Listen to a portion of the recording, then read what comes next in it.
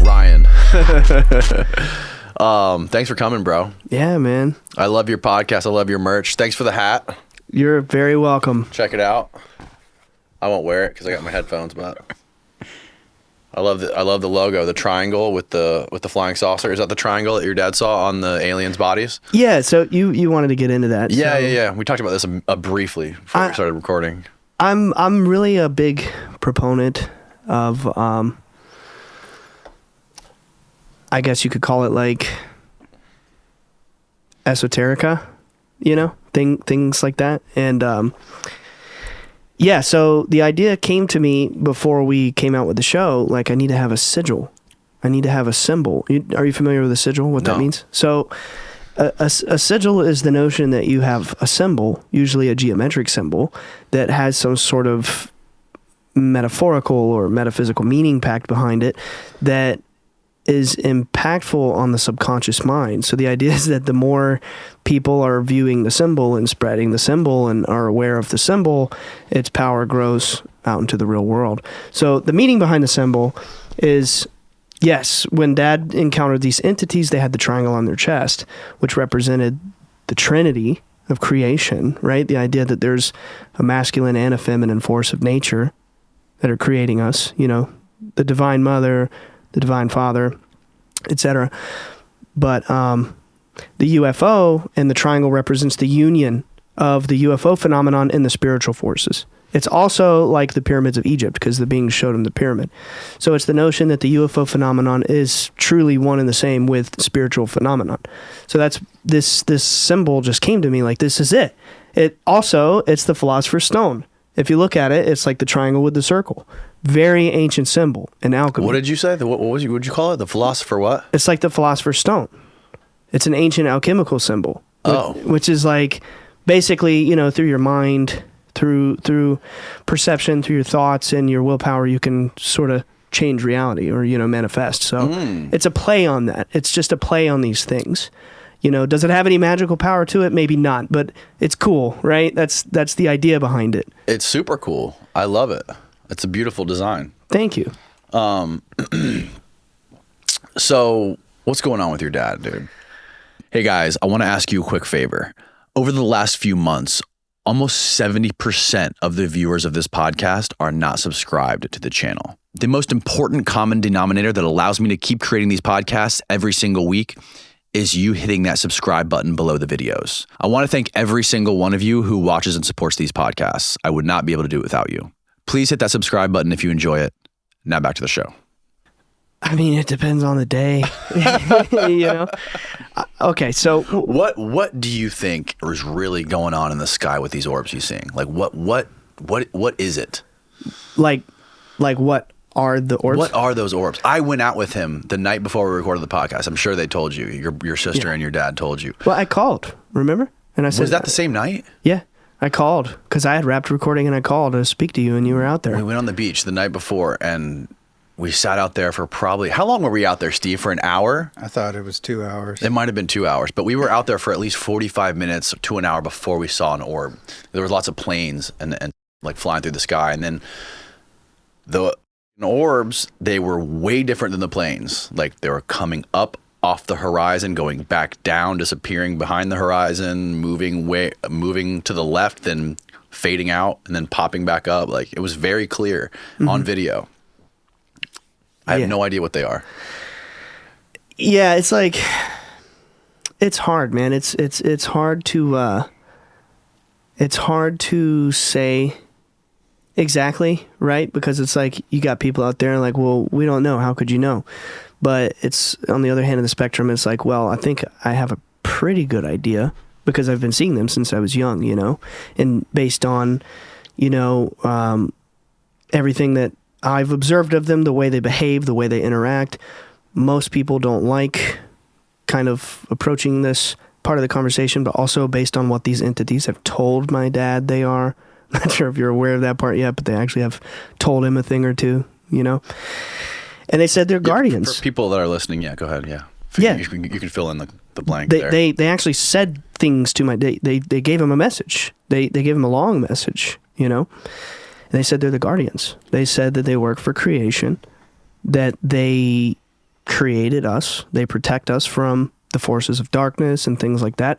And through the aeons, meaning, the ages, thousands and thousands of years, they have sort of like overseen our, you could say, evolution here. That they basically put us here and they monitor us and they guide us and they keep us from going extinct, keep us from, getting wiped out or our biology mutating too far out of control, So it's like, what are they? I don't know.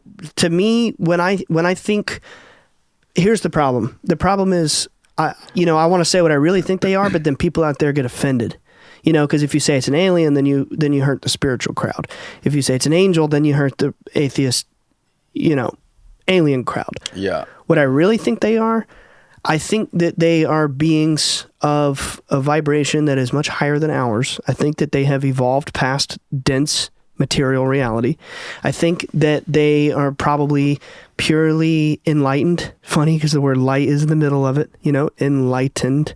And I think that they are light. I think that they actually are the vibration and frequency of light, which, is beyond physical. They come from another place. They come from a place that is eternal. You could call it the spirit world. You could call it string theory, other dimensions, whatever. Either way, I've seen them pop in and disappear and do crazy magical things. So yeah, that's what I was going to say. Do you think that there's something that's in like a place that is like a deeper dimension of reality? Like that's like goes beyond our 3 dimensions, maybe like 4 or 5 or 6 dimensions, and then like can peek through whenever it decides it wants to? Exactly. I tend to think that it's more like we're the false dimension, like knock on wood, we're the dream, we're the illusion, and that they come from the real place. They come from the eternal place, which is what they told my dad. We come from the eternal place. It's basically like the spirit world. It's a dimension that's permanent and it's beyond material reality. And they basically said, like, nothing here is of any object to us. I mean, we could, or obstacle to us, we could pop out of your light bulb. We could walk through your wall. We can vibrate through the atoms. We can do anything, When I think of these beings, I think in terms of the various mythologies around the world, I think of like Irish fairies. I think of like Arabic jinn or genies. I think of biblical angels. I think of like the Nagas, I could be wrong here, but the Japanese snake beings that come from the sky. I mean, you have all these different myths of these different beings that come down and they're divine. Yeah, right. Maybe it's all the same thing. Yeah, I think it's likely all the same thing, right? It's something spiritual. That's what I know. That's all I know. And you can experience these things the same way your dad can? The same way? No, I have yet. How old were you when you first started seeing those orbs in the sky with your dad? 13. 13. And I'm just turned 30, so. You just turned 30? Yeah. What did you think about this when you were 13 years old? What was your first reaction to this and like your dad going through all this stuff? God bless my grandfather. I just have to say that and get it out of the way. 2 days ago was the 10-year anniversary of his passing. I don't want to speak ill of the dead. It's just a funny story, although at the time it wasn't funny. But when I was 13 years old, the week that this stuff started happening, I got off the school bus, and he was my next door neighbor, my grandfather. Your grandfather was? Yeah. And a lot of days I would get off the bus, and my brothers were in high school. My sister was in elementary school. So it was this awkward period where it was just me home for hours, so I would go next door. And I go this one day and my grandpa says, "Boy, your daddy's been out in the woods smoking dope. He's been seeing them green booger men." And I'm like, I'm just a 13-year-old kid. I'm like, what? That's, what do you mean? I don't understand. Right. And I go home that night and sure enough, my brother and my dad started telling me what happened. They saw things in the woods and they, exactly like the story he told you. I mean, he told all of it to me, minus the regression that hadn't happened yet, Right. But, so yeah, immediately I believed him. I believed my dad. Despite what my grandpa said, I believed my dad because I saw him in the eyes or I stared at him in the eyes and I could see how sincere he was. And also like children believe in magic anyway. Yeah. They kind of believe in fairy tales and stuff, so I didn't have a hard time accepting it. Mm-hmm. But over the coming weeks, so what happened was Dad was so desperate to be believed that he would start dragging us out of bed. They're out here right now. Get out here. 4 a.m, 3 a.m, 5 a.m, whatever. He would go out and he would sit there and look at the sky at night and wait to see them. And he was so desperate. He would just get us out there. And we saw, I mean, it was within weeks that I started to see for myself.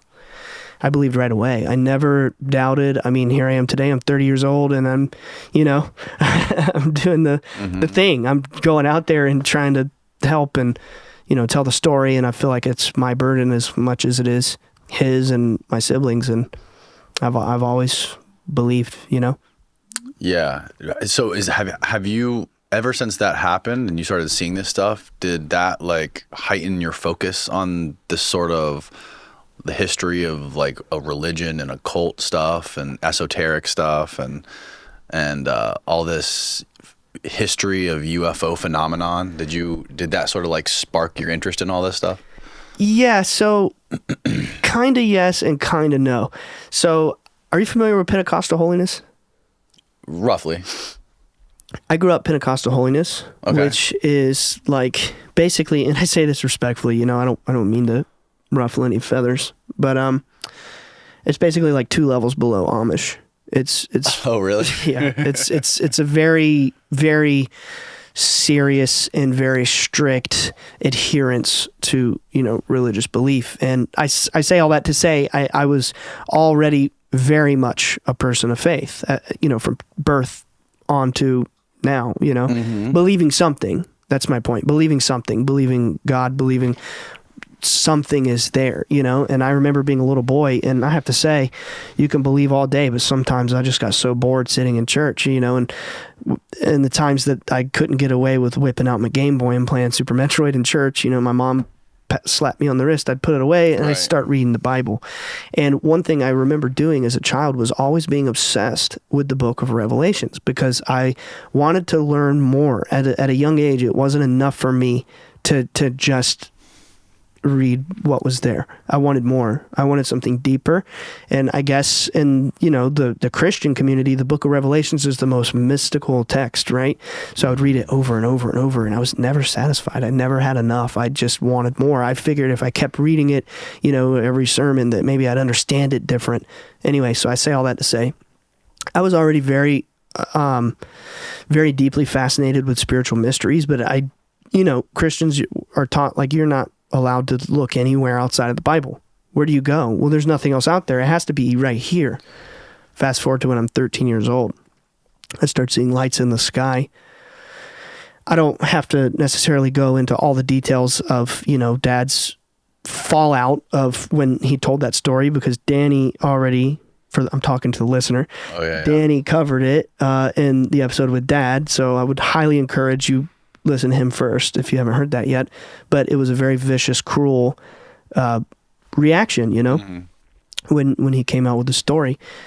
And I was just so baffled at 13 years old that here I am with my dad and I'm having these experiences and I'm seeing these entities, yet I'm being told by everybody that it's not real, that the only thing that exists is within the Bible, and there's no mention officially of UFOs by the government until like 2017, something like that. Here I am. So what year was this when you were 18 or 13? 2007. 2007. Yeah. Right. So like I'm like really like alone in the universe having these experiences, going to church. They're telling us it's demonic. It's not real. It's not happening. So the point is, to answer your question, my mind was shattered very early. I knew that there was something deeper. I had this itch to explore what was deeper. Then I start seeing this thing and I'm like, there has to be the entire mysteries of the creation of the universe can't be contained within one book. It's not possible. What about, it was published 2,000 years ago. What about between now and then?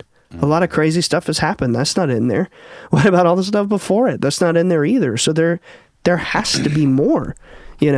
So that's kind of what started me down that journey of being curious about other spiritual mysteries and like you said, UFO literature and lore and things like that.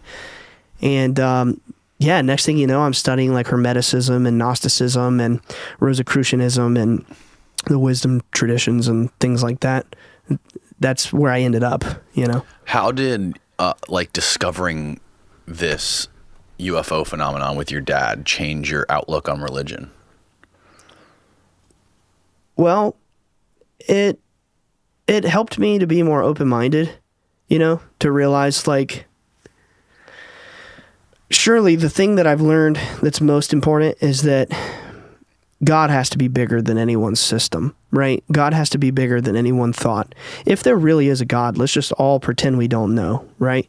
I think there is, you know, I do, but let's just pretend we don't know. If there is an intelligent being that thought the universe into reality, and you look down from the perspective of, you know, just studying humanity and how we think about it, we're all just like killing each other and spiting each other and judging each other, saying, my God makes more sense. Well, actually, mine makes more sense. Well, I have these rules to get me closer to God.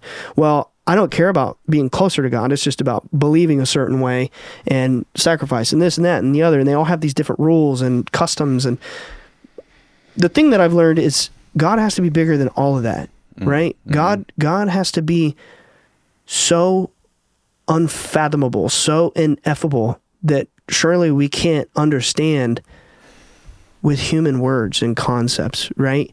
I think that what I've learned most of all is that in order to begin to conceive of what God is, we have to humble ourselves to the very fact that there are forces out there that are way greater than we can understand. We're human. We make mistakes. It's part of our design. And I think that God is truly bigger than anyone's system, you know? And like, I think that it doesn't matter so much what you think you should say or do or think or believe to try to be, you know, loyal to the deity, God, whatever, Allah, Krishna, whatever your favorite name is. I don't even think the name matters. I think what matters is how you treat people, how you embody that energy, right? If God was real, surely I would want to be a reflection of that force, right? It's like what Jesus said. It's like what Buddha said. Like you would want to embody that energy, that vibration. You would want to actually treat other people with kindness. I don't really think it matters so much what you believe. Does that make sense? Yeah. I mean, I feel like I'm kind of rambling here, but it's like actions, like treat people, like Christ consciousness. That's the simple way I can explain it. It's like, it's so much more important to actually be good to other people. Yes. You know? Yeah, definitely. And that's sort of reflected in some of the stories your dad tells about his interactions with the beings. Like one of the stories he said that he had an interaction with one of the couple beings outside of the forest or the tree line. They talked about like protecting animals, or like every animal is sacred, and like every life on earth. All consciousness is one. Yeah. One. Yeah. Like one. Like we're all one. What happened with your brother, Chris Jr.? Like the original night? No, like ever since then. Because I don't think I've ever seen any interviews or anything with him. What's he doing? How does he cope with, how did he cope with all of this stuff and all this story and this whole sort of like life your dad has built? So he's done one interview since, and it's been on my show. Oh, really? Yeah. I can't recall the episode title off the top of my head, but actually he's done a few. He's been on Bledsoe Said So a few times. Oh, okay. Yeah, no, he didn't do too well in the beginning because he was 17 years old and he came face to face with entities in the woods. I mean, like literally face to face. I don't recall if Dad went into great detail about what happened to Junior, but about the Cape Fear River part? Yeah, he told about him. I don't know how much detail he gave. I know he said the eyes. He mentioned the eyes. He mentioned the eyes, yeah. And he mentioned like hiding in the bushes. Did he say the part about how Chris Jr. was frozen for hours and he couldn't move, and one of these entities was staring at him in the eyes, and he couldn't do anything. He couldn't scream, he couldn't yell, he couldn't run. He was just... He mentioned that. He didn't say it was for hours, though. Yeah, it was for hours. until Dad got back. And then when Dad got back from where he was, because he was missing for hours, you know, and he gets back, he's yelling for Junior, he's looking for him, and then the beings just kind of vanish, and Junior snaps to, and he's kind of, well, like he can move. So that Cape Fear River incident, right, that your dad describes, he described on the podcast, the beginning of the podcast that I did with them. They thought they were gone for like 45 minutes, 30 minutes, but they ended up being gone like for multiple hours. Do they have any idea, does your brother or your dad have any idea where they were for that time? Yeah. So I'm smiling because I'm glad you asked. And I also apologize for this. I do have a cold, so I apologize to the listener in advance. But, sorry, you sound great. Thank you. But yeah, so Dad was missing for 4 hours, and we know this because it was corroborated by the witnesses, and also they came in, they did an investigation, and they, determined there was missing time. I mean, it's history, but for those who don't know, it was determined he was missing for 4 hours. So eventually, they brought a hypnotherapist, like a regression therapist, a Harvard-trained psychologist by the name of Michael O'Connell. Michael O'Connell. Mm-hmm. Yep. And very cool guy. And he's currently at Harvard. He passed away. Oh, did he? But he was in the past. It's who the Discovery Channel and MUFON brought out to do his regression. Oh, and anyway, so why do all these Harvard psychiatrists die? It sucks. Was it of old age, or did he get hit by a car? I don't know. He was pretty old when I met him. Oh, was he? I was 14. Okay. Yeah, he died years ago. Oh, okay. And I think he generally had some serious health complications. But yeah, I don't know about that one. But anyway, so he did do a regression on my dad, and so for context, for those out there who don't know, yes, a History Channel documentary just aired about my family in August, but a Discovery Channel documentary aired about us in 2008, and it was terrible. It was just so terrible. And anyway, they only showed like maybe 90 seconds, 4 minutes tops out of an hour and a half regression with all this mind-blowing information. And the part that they did air in the regression on TV was like out of context. It was so ridiculous. It was like something to the effect of they're letting the children out to play, like this, whoa, sensational kind of part of it, but it was an hour and a half, right? And for anybody who's interested in the transcript of is it okay if I mention episodes of my show? Of course. Okay, yeah. So episode 9 of my show, Bledsoe Said So, I do actually verbatim go through the entire transcript. Okay. And of the hypnotic regression? Uh-huh. Yep. I got my hands on a transcript of it, and I do a reading of it. And then in episode 17 of, again, my show, we do a full reading of his, he had a regression years later with the female entity, commonly known as the lady. Yeah, the lady. Wow. So anyway, so I do provide those regressions, but... So can you walk me through that regression? That Sure. You did with the first one? Absolutely. Yeah. I just wanted to get that out of the way so that the listener, after they hear this, they can go click and they can hear the whole thing verbatim. But yeah, so here's what happened. Now, I can't quote it verbatim, but I'll tell you what happened. So, okay. So as Dad was telling you in the previous episode that he was on, he goes to the top of this hill, right? And he sees these two lights up on the horizon. And, first train of thought is like, oh, it's the sun. Wait a minute. There's not two suns. That's weird. So immediately it's fear. He turns like he's going to run, but then he looks back and a third one appears. Next thing he remembers, he's at the campfire. Okay. Well, that was the 4 hours. So here's what happened. One of those lights approached him. It came up to him. And my dad was able to recall reaching out and touching it. But it was this thing of pure living light that was shaped like maybe like a teardrop shape. Like he commonly draws it like the shape of a tear. How it's kind of rounded in the front and then it narrows, You could like a football, but also kind of like a teardrop. I don't know. But anyway, so it's like that, but then it has these spikes of light rotating around it. It's like... plasma, kind of like light that is sentient. I can't describe it. I try to use different words. Okay. Hoping that it'll catch. And it's just this ball of light floats up to him. Yes, but it's massive. It's a vessel of some kind. It's like how big would you say? I mean, I don't know. I wasn't there, but based on his description, probably 40 foot.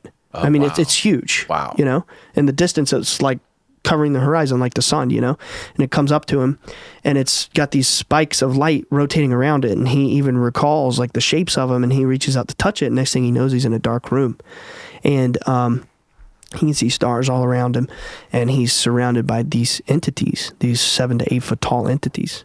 The ones that the big ones. Uh-huh. And Dad's freaking out. He's like, where's my son? Where's my son? Where's Chris Jr.? And they're like, basically, don't worry about him. We're keeping him safe. We're watching over him. And basically, they tell him all kinds of things. Like the stuff I said earlier. They said they're the guardians. They serve creation. Yes, they had the triangle on their chest. They said it represented creation or the Trinity. The idea that there are, you know, divine forces creating us, you know. And they basically said that they protect us from dark forces. I mean, they guide our evolution. Exactly the stuff I said earlier. This is the stuff they told him in that span of time. In this black, dark room that he was in? Well, yeah, I mean, he was inside the light. It was like, right. You know, he could see the stars around him. It was like translucent. Imagine you're in something like let's just say a ship. Maybe not necessarily technological. I mean, we're talking about dimensional entities here. Right, exactly. But you know, we'll just say for conversational sake, it's a ship, right? Mm-hmm. And you're looking around and it's like, it's dark because you can see all the stars around you, but there's no walls. It's like translucent, like glass. You can just see everything around you. It's like he stepped through a portal or something. Exactly. Yeah. And wherever you thought is where it would go. They let him do it. Think wherever you think you'll go. You control with your mind. It's like you're connected to this. It's a kind of dimensional technology that we don't have, you know? And they explained to him, they said the people in power of the world, they don't like us too much, you know? They're very afraid of us, but you know, they can't really do anything about it, you know? And we're the guardians, you know, we're here to help. And many years went by before he really learned much more about their intentions, you know, because like he explained, he came back, the 4 hours was over, and over the next 5 years, we would be having experiences. Like I heard my sister explain it was like poltergeist activity in the house. Before we go there, I want to ask, so that hypnotic regression, that was the first hypnotic regression your dad did, where he just remembered what happened. Right. Why do you think they make you forget it? Yeah, that's a good... Why do you forget all that? Like, if they were actually trying to communicate something important to him... I think it has to do with trauma. Like, I think it has to do... My interpretation is mortal eyes aren't really supposed to be seeing this kind of stuff regularly. Mortal eyes? Yeah, like me and you know, bodies. People who are not dimensional beings. We're just ordinary people. I don't think the brain... we would lose our minds. A lot of people would. Or it would be so traumatic that you would repress the memory. Yes. And you would have missing time. But that's just one interpretation. The other interpretation, obviously, is they do wipe your memory. Why? Yeah. I don't know. Because what if you never had a regression? What if you never recovered it? Dude, Yeah, your dad mentioned something like that on the podcast. Something about some sort of thing they use to reverse, like a real neuralizer. Oh yeah, that was like some CIA patent or something. Yeah. The beings though, yeah, I don't know. I mean, sure, they could. But he said that they got it from them. Maybe I heard him wrong. But he said they got the idea from I guess the beings had this thing first, and then they tried to figure it out and reverse engineer it. Maybe, I don't know. I'm not sure. But the memory wiping thing is always so weird to me. Like, why do they wipe your memory? Why? Even do they? Maybe they don't. Like you said, maybe it's just trauma. You know what I mean? Maybe it's just your own mind doing this to save yourself the anxiety. I think in the case of my dad, it could have been trauma. I don't know, because I will say it took him about a year and a half between that initial night and then the actual hypnotic regression because of the Discovery Channel investigation. You know. Yeah. And that's the one good thing that came out of all of the Discovery Channel stuff was the regression. Everything else, don't care about it. But did your brother do a regression? no, none of us kids have had. I mean, I've had like a past life regression, if you believe in that kind of thing. But no, I haven't had this kind of, here I am, I'm going on. Why didn't your brother do it? It wasn't offered. Oh, really? Yeah. As far as I know. Or he didn't want any part in it. He didn't want to go forward with it. I don't know. I mean, it was like 16 years ago. Yeah. He was only 17. Yeah. He would have been about 18 by the time the documentary came out. Okay. But anyway. So, yeah, I mean, I'm not going to lie to you and tell you I don't have recurring dreams. And that I haven't had missing time. And all three of my siblings. I mean, there's got to be things floating around up in there that I don't remember. I mean, there's got to be. Oh, yeah. I'm telling you, like, I have a lot of recurring dreams about being in that dark room surrounded by these entities. You do? Yeah. Oh, yeah. Yeah. This holiday season, you might be looking for some delicious, nutritional meals to fuel you on those jam-packed days. Factor, America's #1 ready-to-eat meal delivery service, can help you eat well for breakfast, lunch, and dinner with chef-prepared, dietitian-approved, ready-to-eat meals delivered straight to your door. You'll save time and stay on track with your healthy lifestyle while tackling all those holiday to-dos. You can cross meal prep off your holiday list this season with Factor. Skip the planning, the grocery shopping, the cooking, chopping, cleaning, and get Factor's fresh, never frozen meals delivered straight to your door. Treat yourself to high-quality, delicious meals over the holidays. Choose from 35-plus chef-crafted meals every week that support a healthy lifestyle and meet your meal preferences. Whether it's calorie smart, vegan, and veggie, protein plus, and more wholesome options. And Factor isn't just dinner. You can count on convenience any time of the day with an assortment of 55 plus add-on to suit various preferences and tastes. Choose from quick breakfast items, lunch to go, grab and go snacks, and ready to drink cold pressed juices, shakes, and smoothies. This December, get Factor and enjoy eating well without the hassle. Simply choose your meals and enjoy fresh, flavor-packed meals delivered right to your door. Ready in just 2 minutes. No prep, no mess. Head to factormeals.com/DJP50 and use the code DJP50 to get 50% off. That's code DJP50 at factormeals.com/DJP50 for 50% off. It's linked below. Now back to the show. I was going to say that, like, before my dad had his initial regression, he would scream in his sleep, and he would get headaches so bad he would pass out when he tried to remember what happened. And then he had the regression, and it kind of like opened it up to where he could remember things.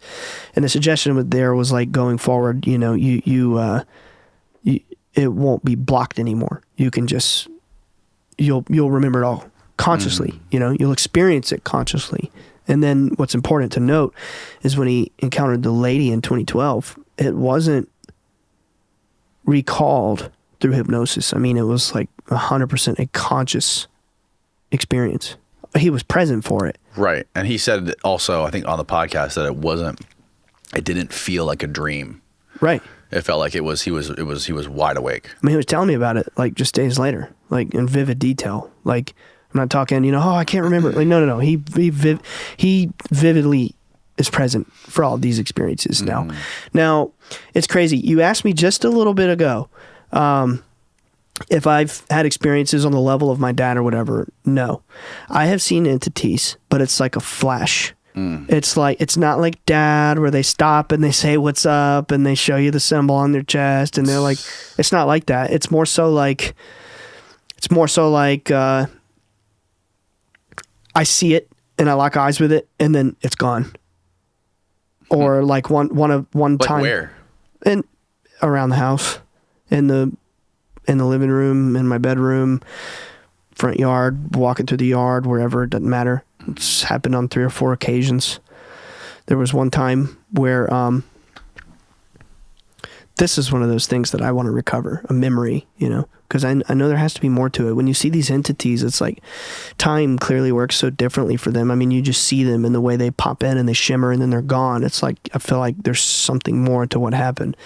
But I was sitting there with my friend and we were sitting like, it's like a 90-degree angle. Like you have the wall here and my back's to this wall, his back's to that wall, but we have the same line of sight. You see? I know the camera might not see it, but you see it. We're looking the same direction, but we're at an angle. And we're just talking and something touched me. And I'm like, what the hell? And I pull my shirt up and I show him and I had a red mark where there was like a handprint on my ribs. like literally just like this sensation of, it was like magnetism, like warm electrical magnetism touched me. It wasn't painful. It was actually kind of pleasant. And I saw the mark. I'm like, pleasant? yeah, like felt good? I mean, not like good, but it wasn't painful. Okay. Like you would think, electricity would be. I Right. can't describe it. It was like not painful. It wasn't Okay. damaging. It was just warm, but it felt like electricity.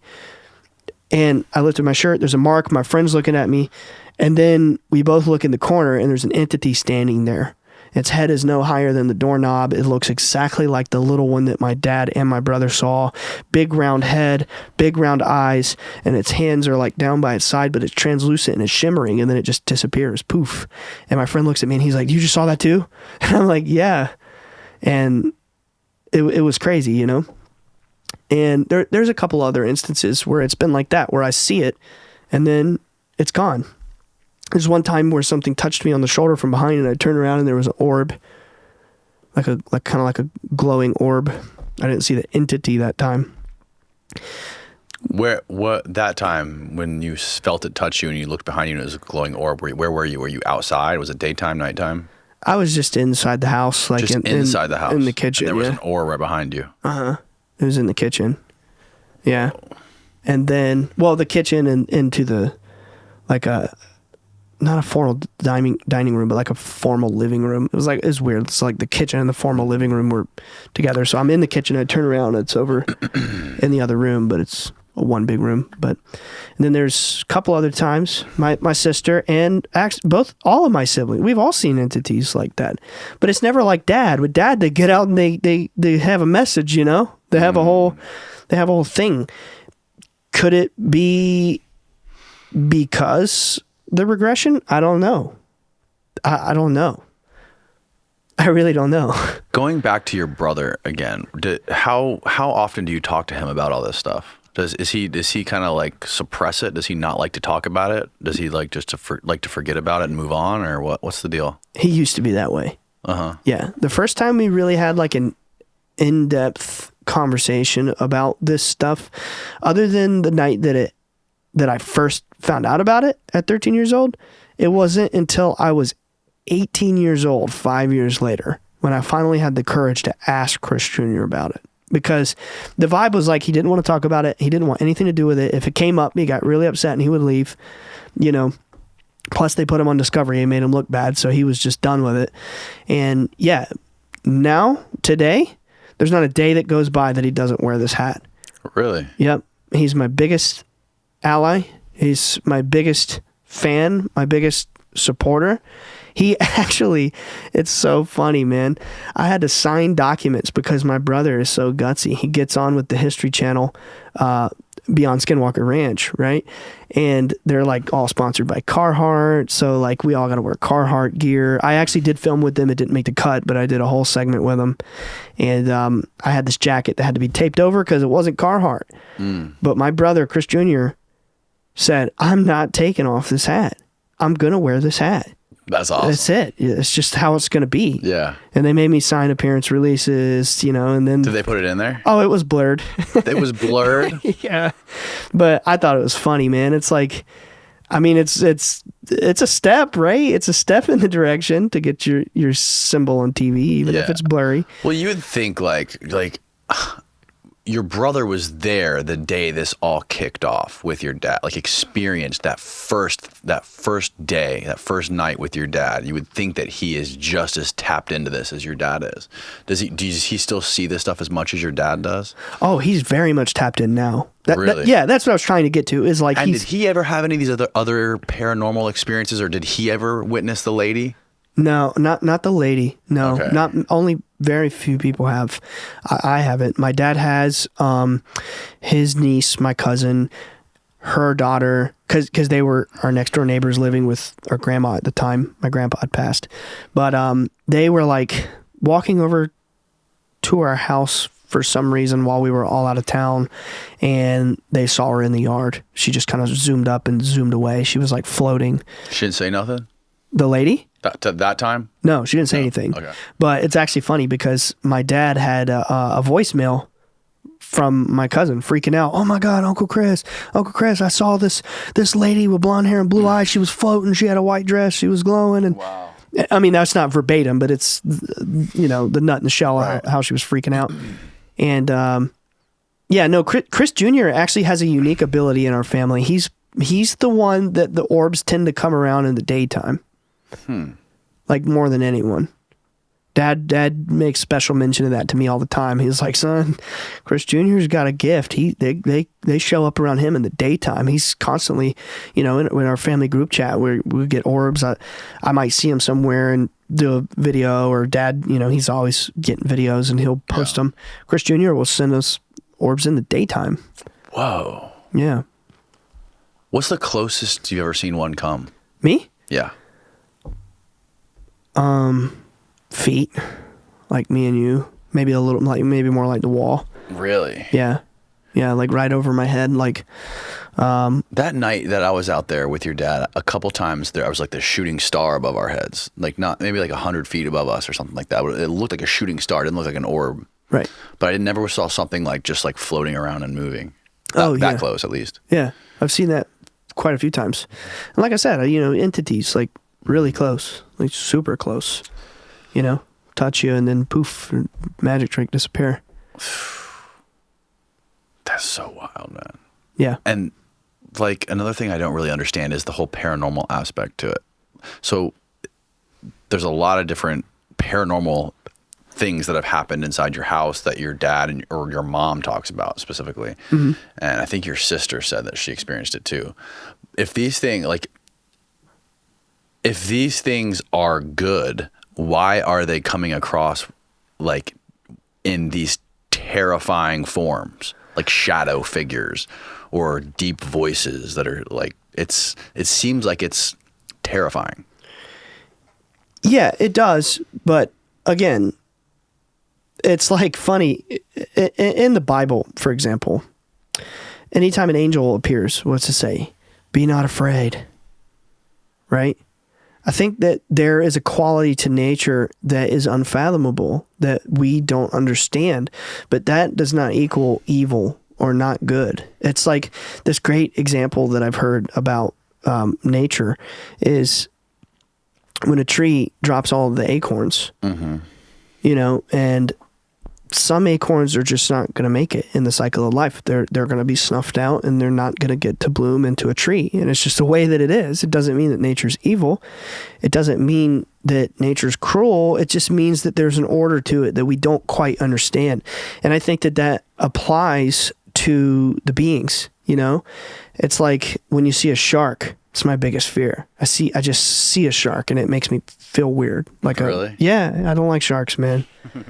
And there's just some things you see and it gives you a gut reaction, but it doesn't mean it's evil. It's just a part of nature and it exists in its hierarchy and it is what it is, you know, but we just don't understand these beings. Anything we don't understand is going to be scary, but I can tell you their actions are very positive. I mean, it's in Dad's book. I know so Dad is very humble about these things and he's never going to go into great detail about these things, but I feel like, you know, he's my dad, so I just want to talk about the cool shit he's done. Yeah. You know what I mean? Of course. But like, there have been quite a few people who have come around and have experienced these entities, you call them whatever you want, beings, orbs, whatever.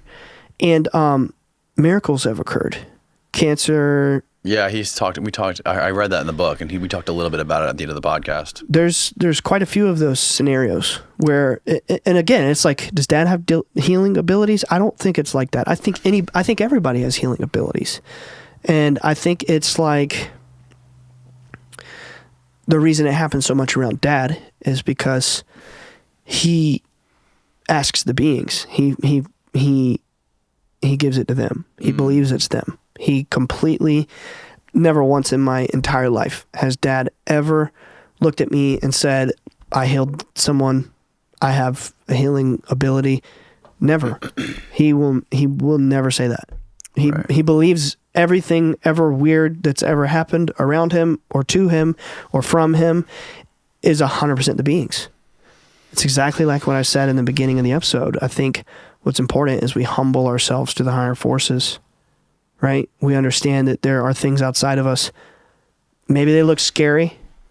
Maybe we don't understand them, but they're healing cancers and healing strokes and all kinds of other amazing things happening all around us, you know, so much so that people from the CIA and from the NASA, you know, the space industry, DOD, all these intelligence agencies are knocking on our door and saying, hey, you know, what's going on here, right?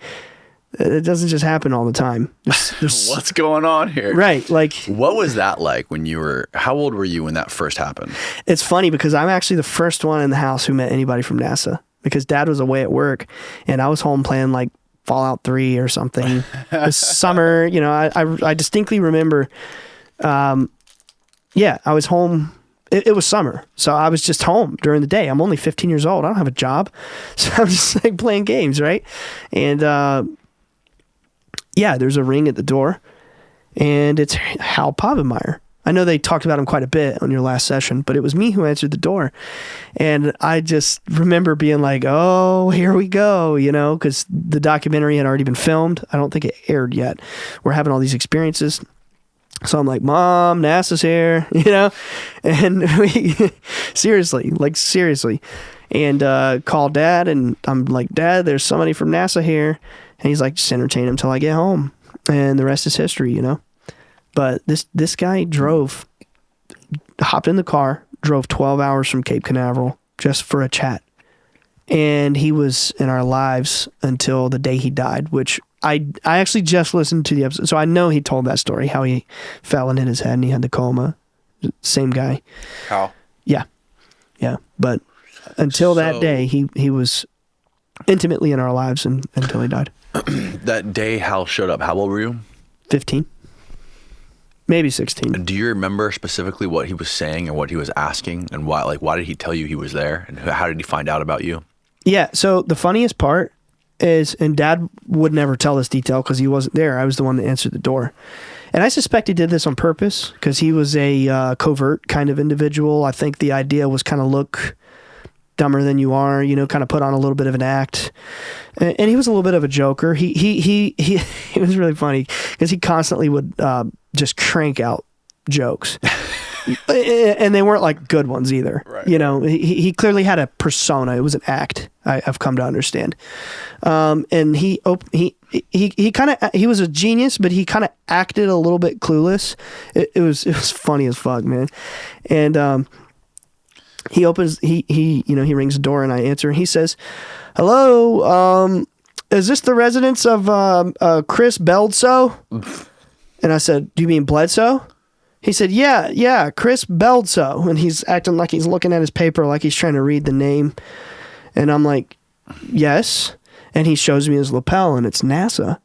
And he's like, well, I'm with the press corps for NASA. I drove 12 hours from Cape Canaveral. I really was just hoping to have a conversation with your dad. I just wanted to ask some questions and, you know, just things like that. And I don't remember in that moment what we talked about, but I know over the next many years what we talked about up until he died. I do know that he was at some point he was a CIA analyst. Really? Oh, yeah, dude. A lot of these people are double dipping. He was CIA and NASA? Yeah, at one point. Something he told my dad before he passed away. It was kind of like a confession, like, I don't have much longer. I want to tell you a little bit more about me before I'm gone kind of thing, you know? But he was a very cool guy. He was hilarious. He was so intelligent that he had 3 PhDs by the time he was like a teenager. Can you look him up, Steve? We could pull up his like Wikipedia and look at him. So we can show some people what this guy looks like. He was a really cool guy. He's one of the very like first people at NASA. I mean, he was an intern for Werner von Braun. Really? Yeah. Harold. Yeah, that's him. Click his obituary. You might see us in it. You might. Oh wow! I know we were in his video, and he was a very kind soul. And you want to play his video?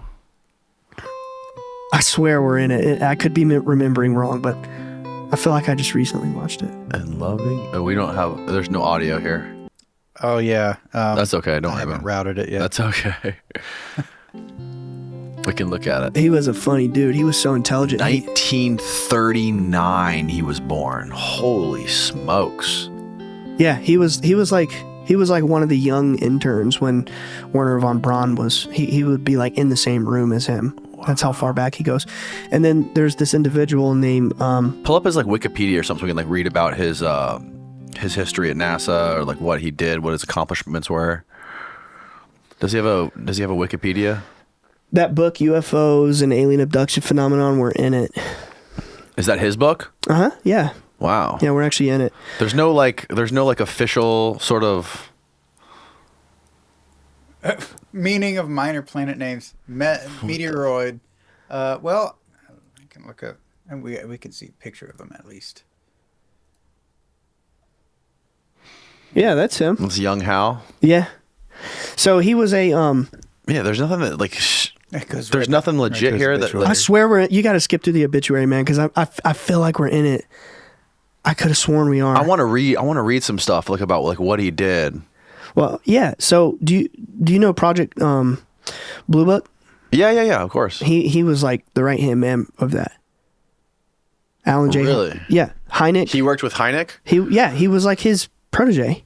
Oh wow. He was the guy that dropped in and did the debunking. So he shows up to our door, reading his, is Chris Bledsoe here? He's playing us, But over time, he's just fishing for information, trying to figure you guys out. Exactly, fishing for holes, and he couldn't find them. So he was there specifically to figure out if you guys were full of shit or not. Exactly. Right. Yeah, he was the guy they dropped in to find the holes in the story. And so he said, okay, so you said he was visiting you guys for years after that. Until the day he died, he was supposed to be driving to our house to spend Thanksgiving with us. And he didn't show up. And we're like, oh, well, something must have come up. And then the next day we get a call from his wife, Katie. And she said basically he fell and hit his head and he was in a coma. Man. But he was like, we were expecting him at our house, So, and that's... What did he say to you about this whole phenomenon? Well, he said more to my dad than he said to me. I mean, I was younger. I think he let a lot more out to Dad, but he knew it was spiritual. He indicated to my dad that it may be his family. Yeah. The beings, the entities, Now, here is something that I find particularly wild. But in about 2008 or 9, I would have been like 15 or 16 years old. Something he said to me and my family that for many years I've been paying attention to in my mind is that by the year 2025, the disclosure rollout would be on the table. All those years ago, 2008 or 2009, he said, the government's disclosure plan is going to be out on the table by 2025. And this is what he's saying. He said, and we're going to do it through soft disclosure, meaning there's going to be like a steady drip of information so as to not shock people. It's going to be like little bits of information coming out over a long span of time. Right. But, that we should know pretty much the majority of everything by 2025. He told me that when I was a kid. What do you think the disclosure is gonna look like? Like, do you think that if there is government disclosure about this stuff, it's gonna be 100% accurate? No, actually the opposite. How so? I think it's gonna be more or less fear-based. More or less, militarized. You're seeing it now. They're jamming our space. They're jamming our radars. You've got congressional hearings where they're coming out and they're saying, I have a classified dossier that was handed to me by a superior, and I've heard stories of people getting harmed, and you've got like a Mexican Congress coming out with a body saying there's eggs in it, and you got all the stuff. It's building this fantastic sci-fi story, right? But I think at the end of you think it's fear-based? Yeah, I think the general picture is to create this narrative that we are all tiny specks of pretty much nothing, and that there's no hope, there's no any inkling of spiritual evolution. And why do I think that? It's because it's what the lady told to my dad. It's in the book. It's in the regression. It's what she said. I mean, it's the message. She said that there is a force. She didn't say who. She said that there are people at the helm of humanity. She didn't say the Illuminati. She didn't say the Bilderbergers. She didn't give a name, right? She just said there is a dark force. A dark force at the helm of humanity. At the tippy top, yep, controlling humanity. There's a dark force. And they are using biblical scripture, namely the book of Revelations, to sort of script events on a global stage to manifest a cataclysm, and that there would be a great deception. That this deception would be basically to paint the phenomenon in a negative light. It's who is this dark force? Are these human beings? Yeah, that's. I mean, are they? I don't know. Maybe it's an egregore. A what? An egregore. The concept that, like, it's like the devil. It's like if enough people believe in something, it gives it power. It's like, right. Enough people believe in a specific concept. Oh, there you go. Yeah, Steve. Perfect. Wow, you're awesome. Egregore. That's the first time I've ever heard that word. An egregore is an esoteric concept that refers to a non-physical entity that is created by a group of people. The term comes from the ancient Greek word egregoris, which means wakeful. Yeah, it's like the devil. Like, is there really a force that can oppose God? Keep scrolling. I love this. What is this? I don't think so. Scroll up a little bit more, Steve, to where there was some photos on the top right. Yeah, click that picture of the brain. What is that? So this is like a hive mind type thing? Yeah, it's as simple as this. It's thought forms. Thought forms are made up. Okay. But these thought forms are made up of the thoughts, ideas, and feelings that the group inadvertently sends out through their collective group mind or collective consciousness. It is hard to create one on purpose because they are often unintentional. Interesting. Huh. Yeah. The mind's a very powerful thing. And I think if enough people believe in something, it more or less can become true. Yeah, 100%. And, if enough people believe that the phenomenon is so negative and so scary and so warlike, and they're jamming our radar and they're mutilating cattle and all this stuff that they're telling us that's going on through these official quote channels, it's spreading this very dark fear-like narrative, and that's kind of like it's like I don't know how to get the words out. I'm trying to find the words, but it's like a spiritual war, honestly. Like the whole the phenomenon thing. I mean, A spiritual war. Thank you for titling this episode. Spiritual war. Okay, sure, yeah. That would have taken me like at least 3 days to come up with.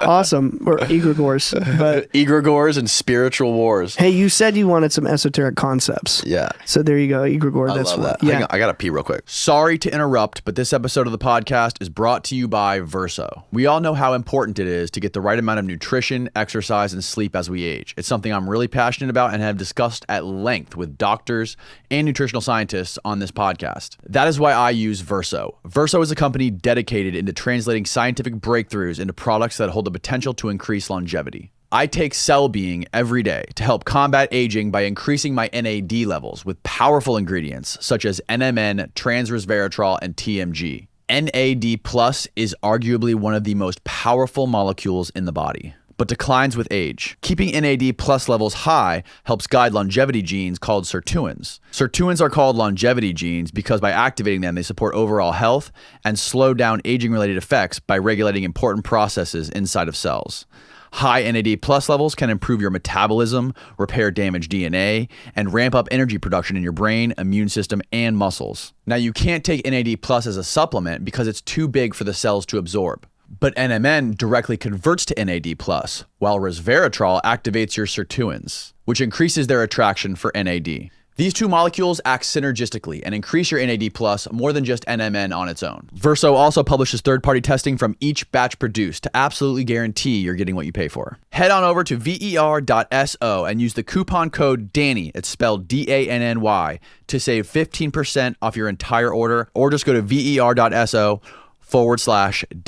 Back to the show. Harold. Did you search Harold or Hal? Harold. Try Hal.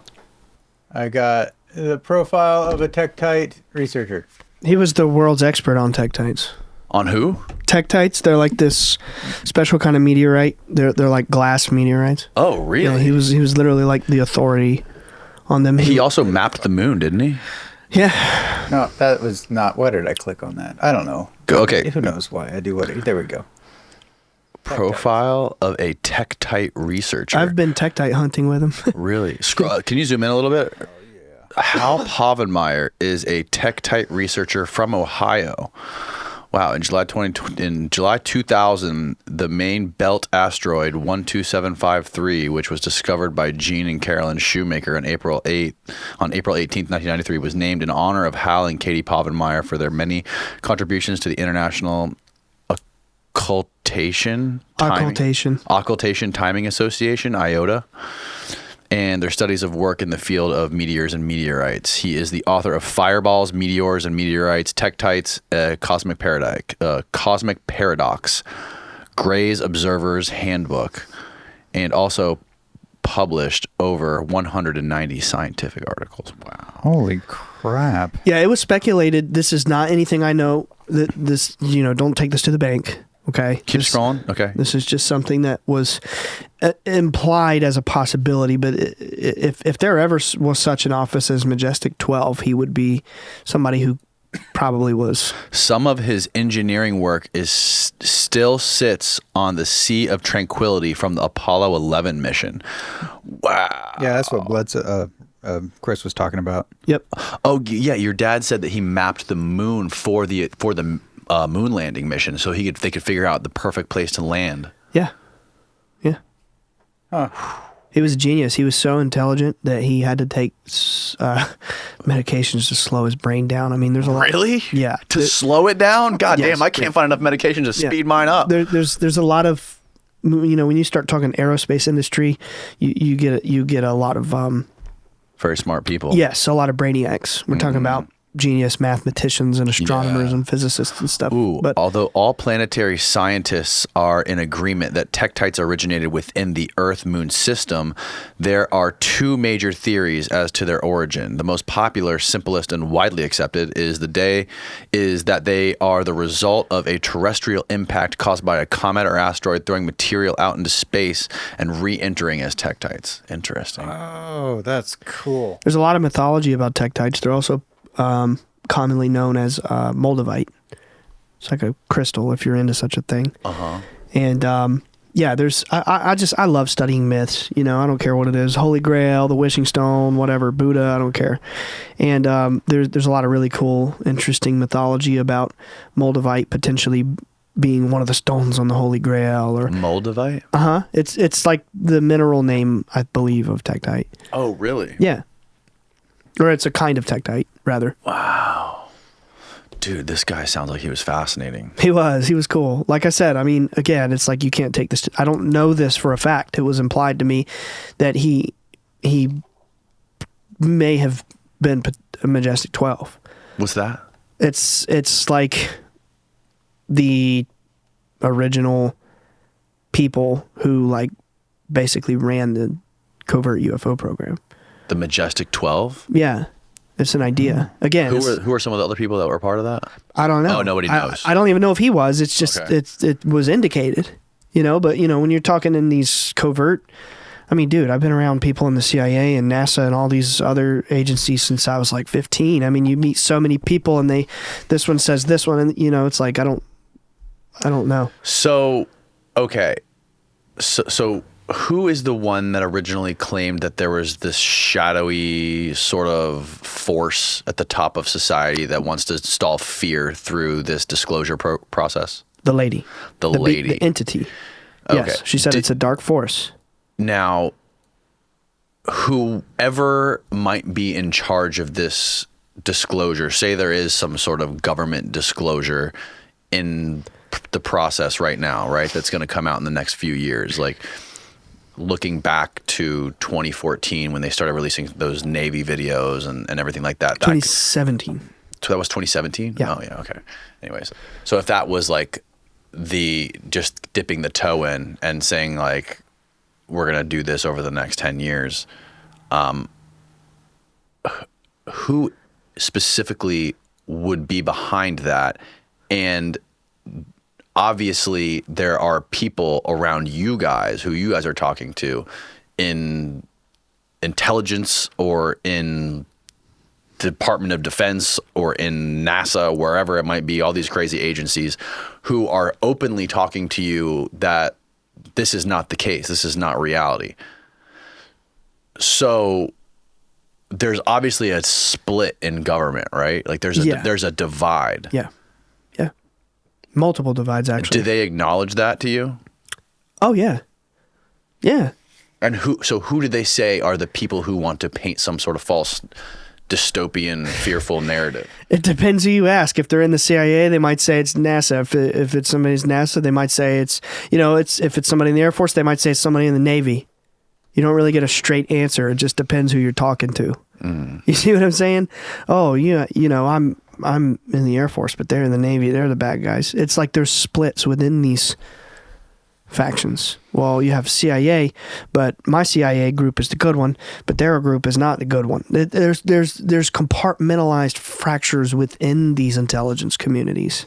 And then you have groups like the Invisible College who are like, well, we have all these answers and we know it's spiritual, but we don't think people deserve to hear it, And then you have other groups that are like, we don't know how to tell it, but we want it to get out there, meaning like the entities, the beings, whatever. They want the truth of it out, but they're like, how do we do it? And then you have others who have bot armies and trolls, and they do like cyber stalking and harassing. And yeah, we just learned all about bot armies a couple weeks ago. Oh, really? Yeah. Yeah. It's a thing.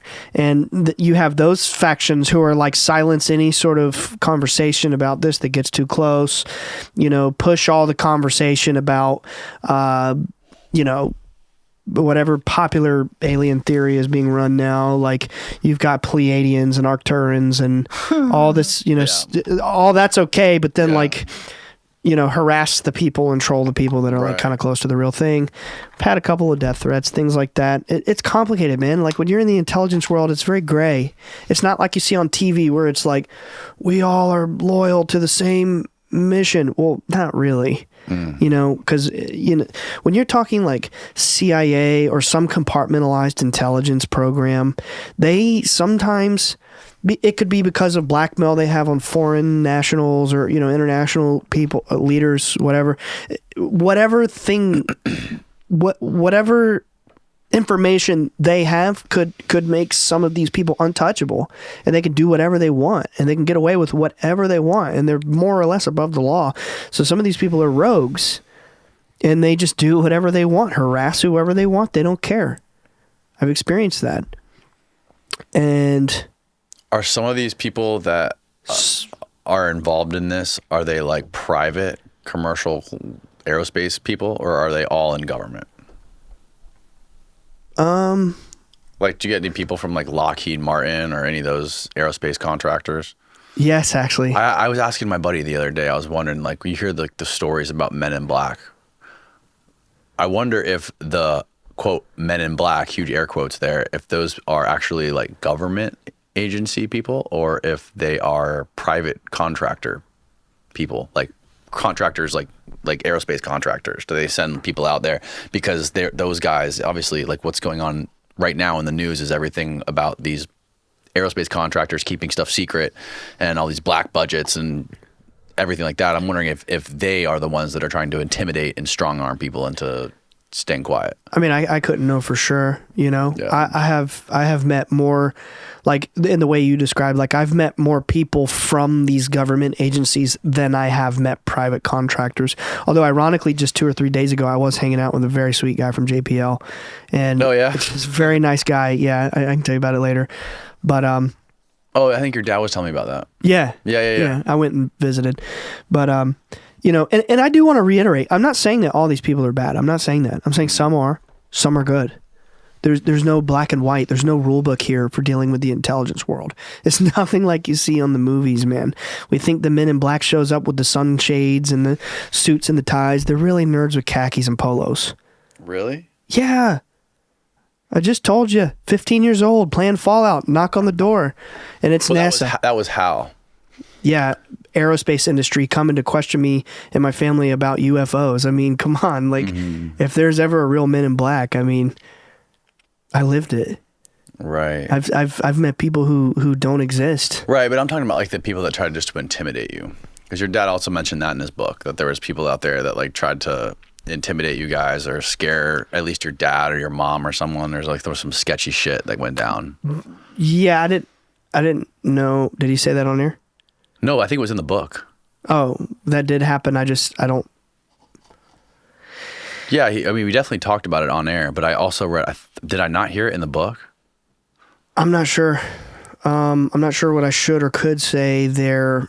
Maybe it was over dinner. I don't know. It could have been, but yes, you are correct. And that's the whole point is, yeah, it was not private it was people from an agency. And yeah, you know, I don't like to give too much attention to that Right. part of it, you know, but it was basically like we could blow your brains out if you don't tell the story the way we want you to. Right. And then an orb appeared, scared the dude away, and he never came back. What? See ya. Oh my God. Yep. It appeared right behind him. He was on our property. Orb appeared and never heard from him again. Wow, dude. So, you know, it's like I don't really care to give those kinds of people attention, you know. I don't really think too much about them. Mm-hmm. What other kind of people showed up at your house besides Hal? You name an agency, Homeland Security, DIA, NRO. Dad told you about that one. Yeah, he taught me all about the NRO. Yep. Air Force Intelligence, Army Intelligence, Naval Intelligence. I think I already said CIA, obviously. I've met people from FBI. I've met virtually. They all just knock on your door unannounced? No, that's only happened unannounced only a few times. So a lot of times it's like, hey, I'm coming through the area. Can I stop by? Sure, come on. Or, you know, get our number. Hey, so-and-so, and introduce me to this guy who told me to get in touch with you. You know, it's not always unannounced. Yeah. That was more or less a few times. But no, mostly it's just like, hey, we'd love to come visit. Yeah. Okay, come on in. You know, Southern hospitality. You want coffee? You want tea? What do you want? Yeah. You know, what do you do when the CIA is knocking on your door? You're going to say no and slam the door? Were you at the house when that guy Tim showed up? Uh-huh. Really? Yep. It was in my bedroom where What? Yeah, I helped him with the metal. Do you remember that story? Where he put the metals? Put it in both hands? Yeah, I was the one who helped him do that whole thing, where it was like one person at a time, started with me. I held the metals first, and he explained to me, he had these charts where it was like basically showing that the isotopes of these metals were not from Earth. He was implying to me that this material did not come from Earth. It comes from somewhere very far away, and it's organic. He said it's alive, like it's some sort of living, sentient material. And he just explained how he was able to sort of like replicate this material. And he made like billion-dollar patents being able to replicate this material by... Really? Yeah. The very cutting-edge experimental technologies like hip replacement, bone replacement type stuff, because it's organic, right? So he figured out how to not reject the bone material. It's like if you just put a metal implant in your hip, your body's going to reject it. He figured out how to make it merge because it was organic. Oh, wow. And he figured out you take... I can't remember what the material was. I mean, I'm not a scientist, you know, and he explained this to me quite a while ago, but it was like you create it in zero gravity conditions and it creates some new bond or I don't know. He explained all this to you. Yeah, but I'm not a scientist. You know what I mean? So like, I don't know how to convey it properly, but yeah. So he put it in my hand, and he was like, just kind of pay attention. You know, tell me if you notice anything. If you notice any sensations or any feelings or thoughts. I was like, okay. He put the other piece in my other hand, and it felt like static going through me, like, whoa, but it wasn't painful. It was like when the entity touched me, it was pleasant, and I felt this energy, and I'm like, oh my God, I feel electricity. Yeah. And he goes, okay, let's get the next one. And we went, you know, my brothers, my sister, my mom, and then my dad, in whatever order, but we did Dad last. And then you heard the story with Dad. It was so powerful. I mean, I sat right there and I watched. The muscles in his arms were convulsing. I mean, this energy was so prevalent from this material. He was shaking and his vision blacked out. And it was basically described to us that this material it's like quasi-crystal. And I don't really know what that means, but So that's why we got Steve. Steve will pull it up. But he basically said that the fact that we had a reaction from this material in the first place was evidence to him. It was a way for these covert programs to, you know, you say you're seeing an entity and then you touch this stuff and you feel nothing whatsoever, you're lying. Really? So it's like a lie detector test. Well, no, it's more so like it's reacting with your energy because you've been in the presence of an interdimensional entity. You see what I'm saying? Like, that's what he told us. Like if you have some sort of vibration going on inside you. Yes, because you've been altered because you've been in the presence of an interdimensional entity. Wow. So he knew that we were telling the truth because we all felt this energy. And ironically, I had just started dating my wife at the time. She happened to be there. She didn't feel a single thing. She didn't feel anything from the metals. My mother did, all of my siblings, and my father. All of your siblings? Yeah, and then my wife too. I was like, I don't care. You know, people come around to my house and ask us, I don't care who you are. You're in my house.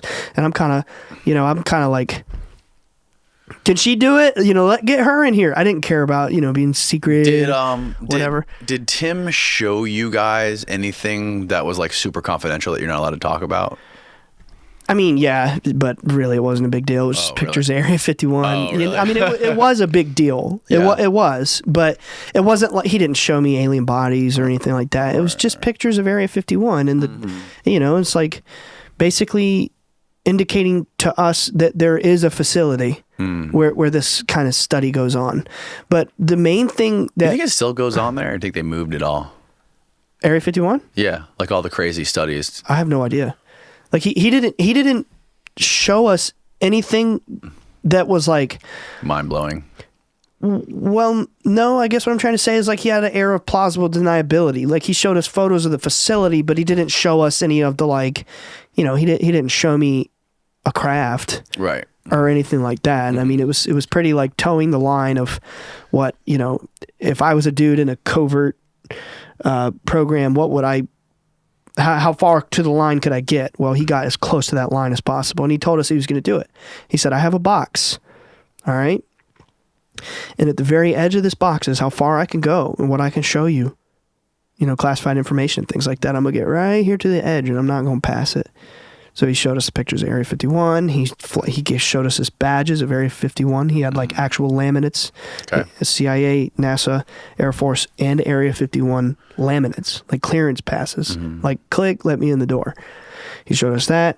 And he basically told us that, you know, this was a very serious subject matter. It was the most classified subject. We are very seriously regarded in these intelligence communities. He said that if we had been talking just 6 years prior about our experiences and going public, that we would have probably been shot and killed, but that the times had changed and that they were loosening the protocol on how to deal with people. He basically said we have other ways of ruining your life. We don't have to shoot and kill you anymore. We can just we can do whatever we want. You know, and he was like, you know, we don't necessarily want you going public. Don't want you going on Facebook and talking and spreading this, you know, anywhere or anything like that. And if you do, it doesn't matter because everyone will think you're crazy and they won't believe you anyway. Right. That's true. You know? That's true. Well, and you guys did go public with it. Absolutely. What did he say about that? Nothing. Is anybody trying to fuck with you for going? Did anybody ever, when you initially went public, did anyone try to fuck with you?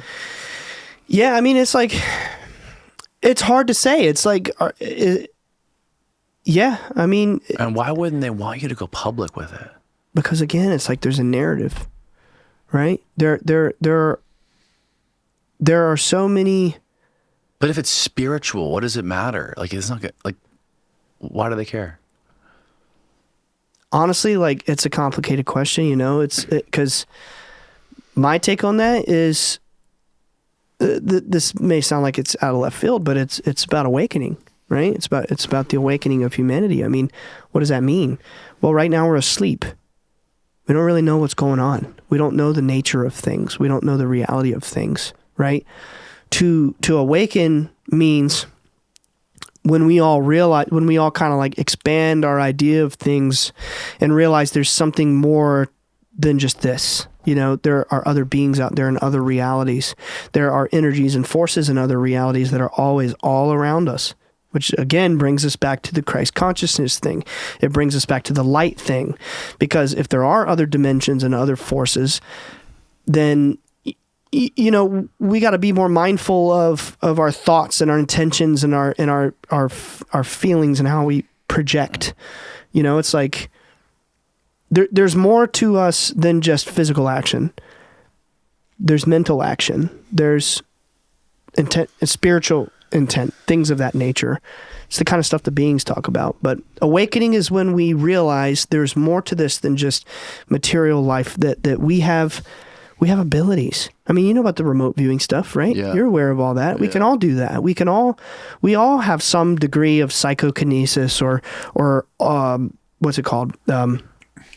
Extrasensory perception. Mm-hmm. We all have this. We all have these abilities. It's just in order to access something, you have to be aware of it, right? You have to be aware that you have these abilities. You have to be aware that you are a higher consciousness. That's what Diana talks about Diana Psolka talks about in her new book. When I read that, she was going deep into how I don't think she gave up his name in the new book yet. Maybe she did, but she keeps Tim pseudonymous in both of her books, I believe, and she talks about how Tim has some sort of like daily ritual protocol he does to keep himself in tune with this extrasensory thing, whatever it is. Like if we are some sort of biological antenna that can access some sort of doorway to extra perception, he has a thing he does every morning where he like drinks water and meditates and whatever. No coffee is part of his protocol. That was part no of it. coffee. No coffee, yeah. Sunlight. You know what he told my dad? No. Get into Kundalini yoga. Really? Yeah. Kundalini yoga. They're very esoteric in NASA and CIA, man. And that's a rabbit hole in and of itself. But I want to stress, you know, I do not want to say that all of these people in these agencies are bad. They're not. Some of them have been really good. Of course not. Some of them have written blurbs in my dad's book, you know, saying he's telling the truth. Please listen. Yeah, Jim Semivan. Yeah, and John. Alexander. Oh, John Alexander. Yeah. Yep. And some of them, and Hal, you know, he may have debunked us at first, tried to. Hal did? He tried to. Oh, Povenmire. You're talking about Povenmire. Yeah, Hal Povenmire. Yes, he may have tried to, you know, they do have a job. But at the end of the day, some of these people have been very kind and very generous in trying to ensure that we feel heard and feel understood. You know, it's like not all of these people in these programs are bad. I do believe it tends to be like Stranger Things season 4. This is my favorite example where you have this whole you have this scenario where like 11 losers are mojo, and you got one element of the government trying to kill her, and then you got the other element trying to like get her mojo back and put her out there to do her thing. It's like that. It's like some of them are bad, some of them are good. It's the way it is, you know? But you asked, why don't they want this out if it's a spiritual thing? Because those bad elements, whoever they are, tend to be more powerful and have more reach, right? They don't want us to awaken. No, they want to keep us, they want to keep us asleep on our daily routines. They want us waking up, going They want to us work, dumb and sick and hooked into the pharmaceutical culture. Yeah, watching TV, eating the crappy food, just doing everything we can to be sick and dumb and as low vibrational as possible. They don't want us to awaken. Why would they want that? Yeah, no, it makes sense. I just wonder why these people like Tim and people close to you who are showing this to you or telling you not to say anything publicly. It just boggles my mind. Maybe because it's real. Yeah, but if they're not a part of that negative force, why do they want to keep it a secret? I don't know if he is or isn't. Mm-hmm. I don't know. They never told me. I don't know. I just know based on people's actions, you know, and if they've helped us or not. And I'm not here to say this one's good, this one's bad. I just know that, you know, like there have been a few. I will say Jim Semivan, CIA,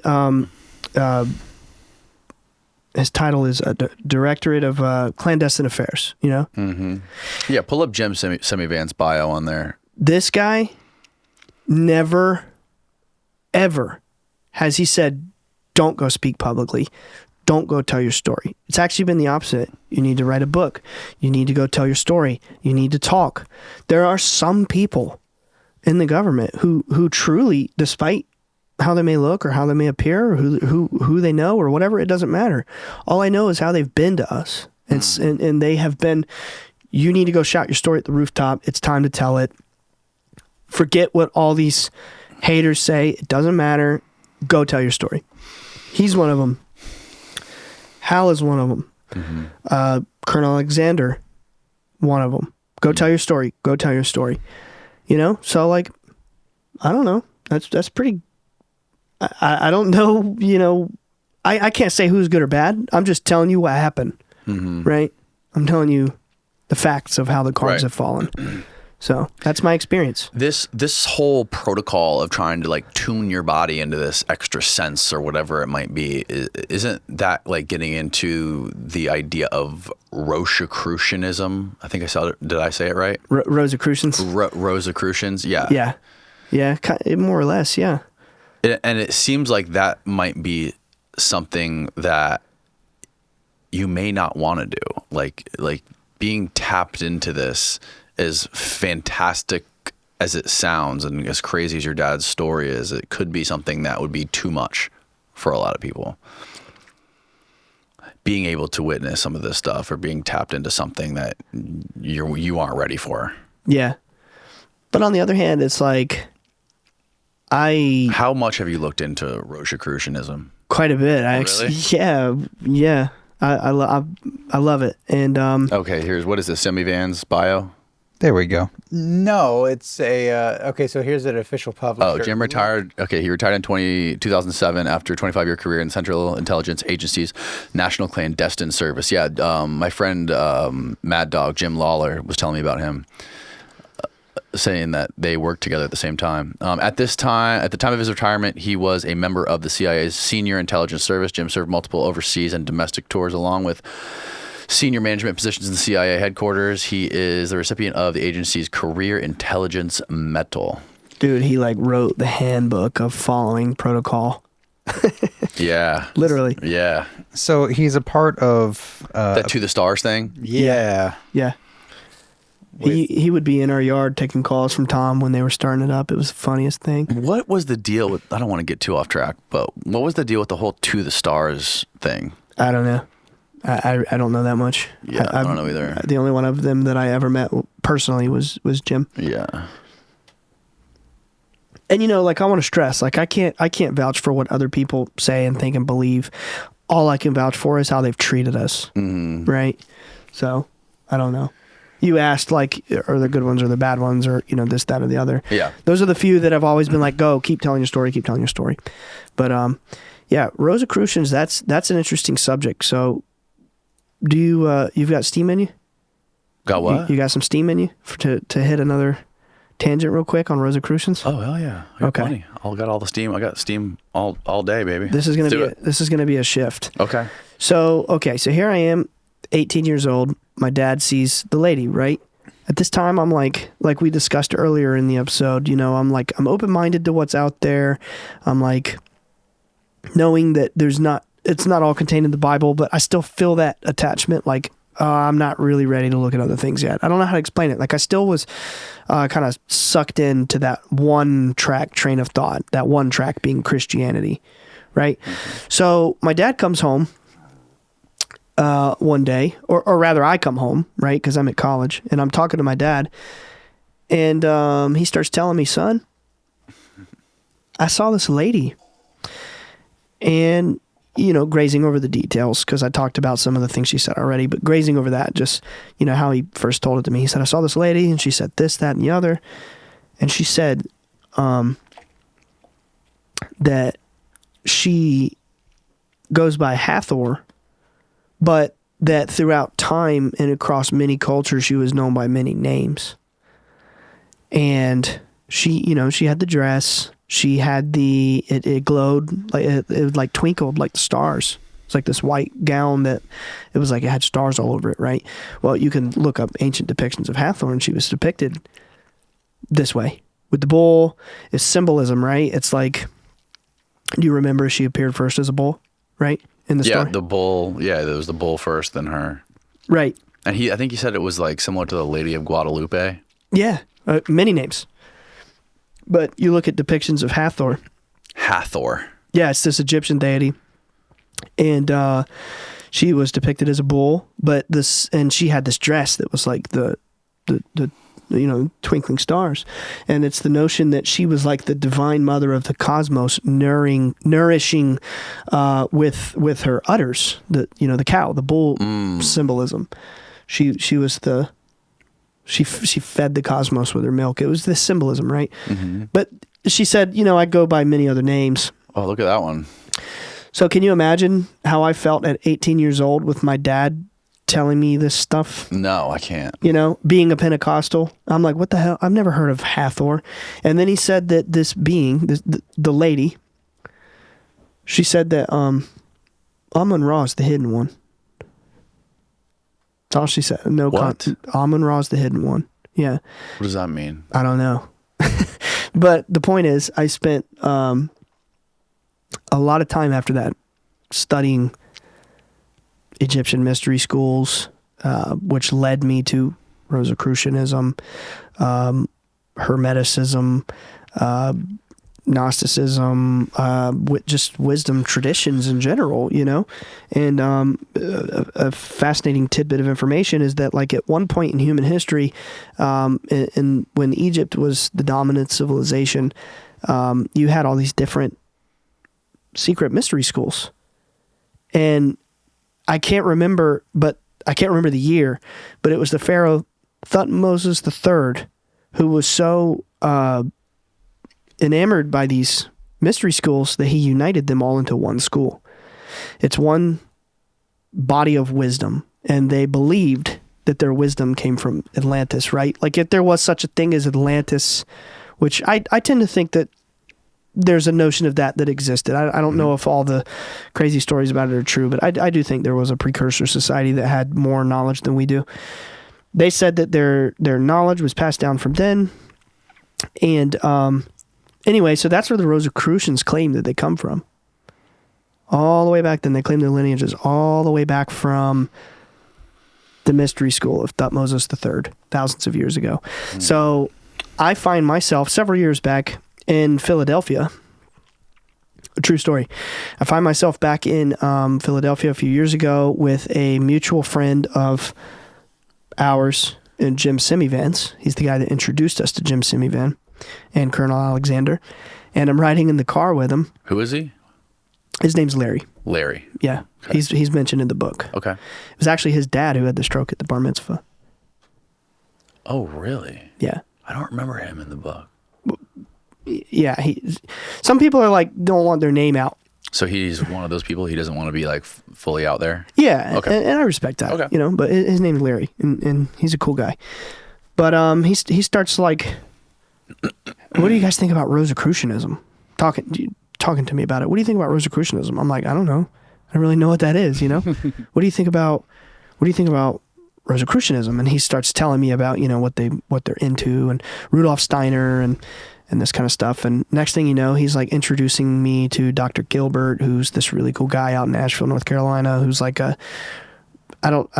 he's like a Rosicrucian, but he also has like kind of like his own mystery school. And next thing you know, he's like getting me in touch with him and kind of getting me to study with him. I didn't study much with him. I went on out on my own.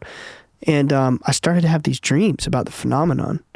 I started to have dreams around that time of like seeing hieroglyphs and seeing glowing symbols on tablets and hieroglyphics, and seeing when I met this gentleman who was the Rosicrucian who like started me onto learning this stuff.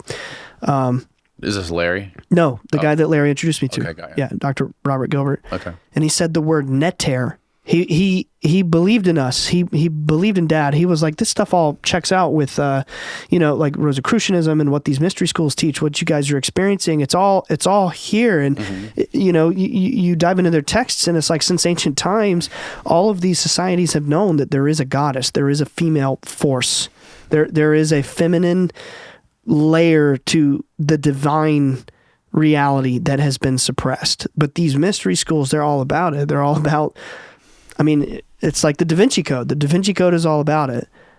I just bring that up because we just did an episode on my podcast about Da Vinci Code. But Oh, did you? yeah, it's like this popular, it's all about this divine feminine, right?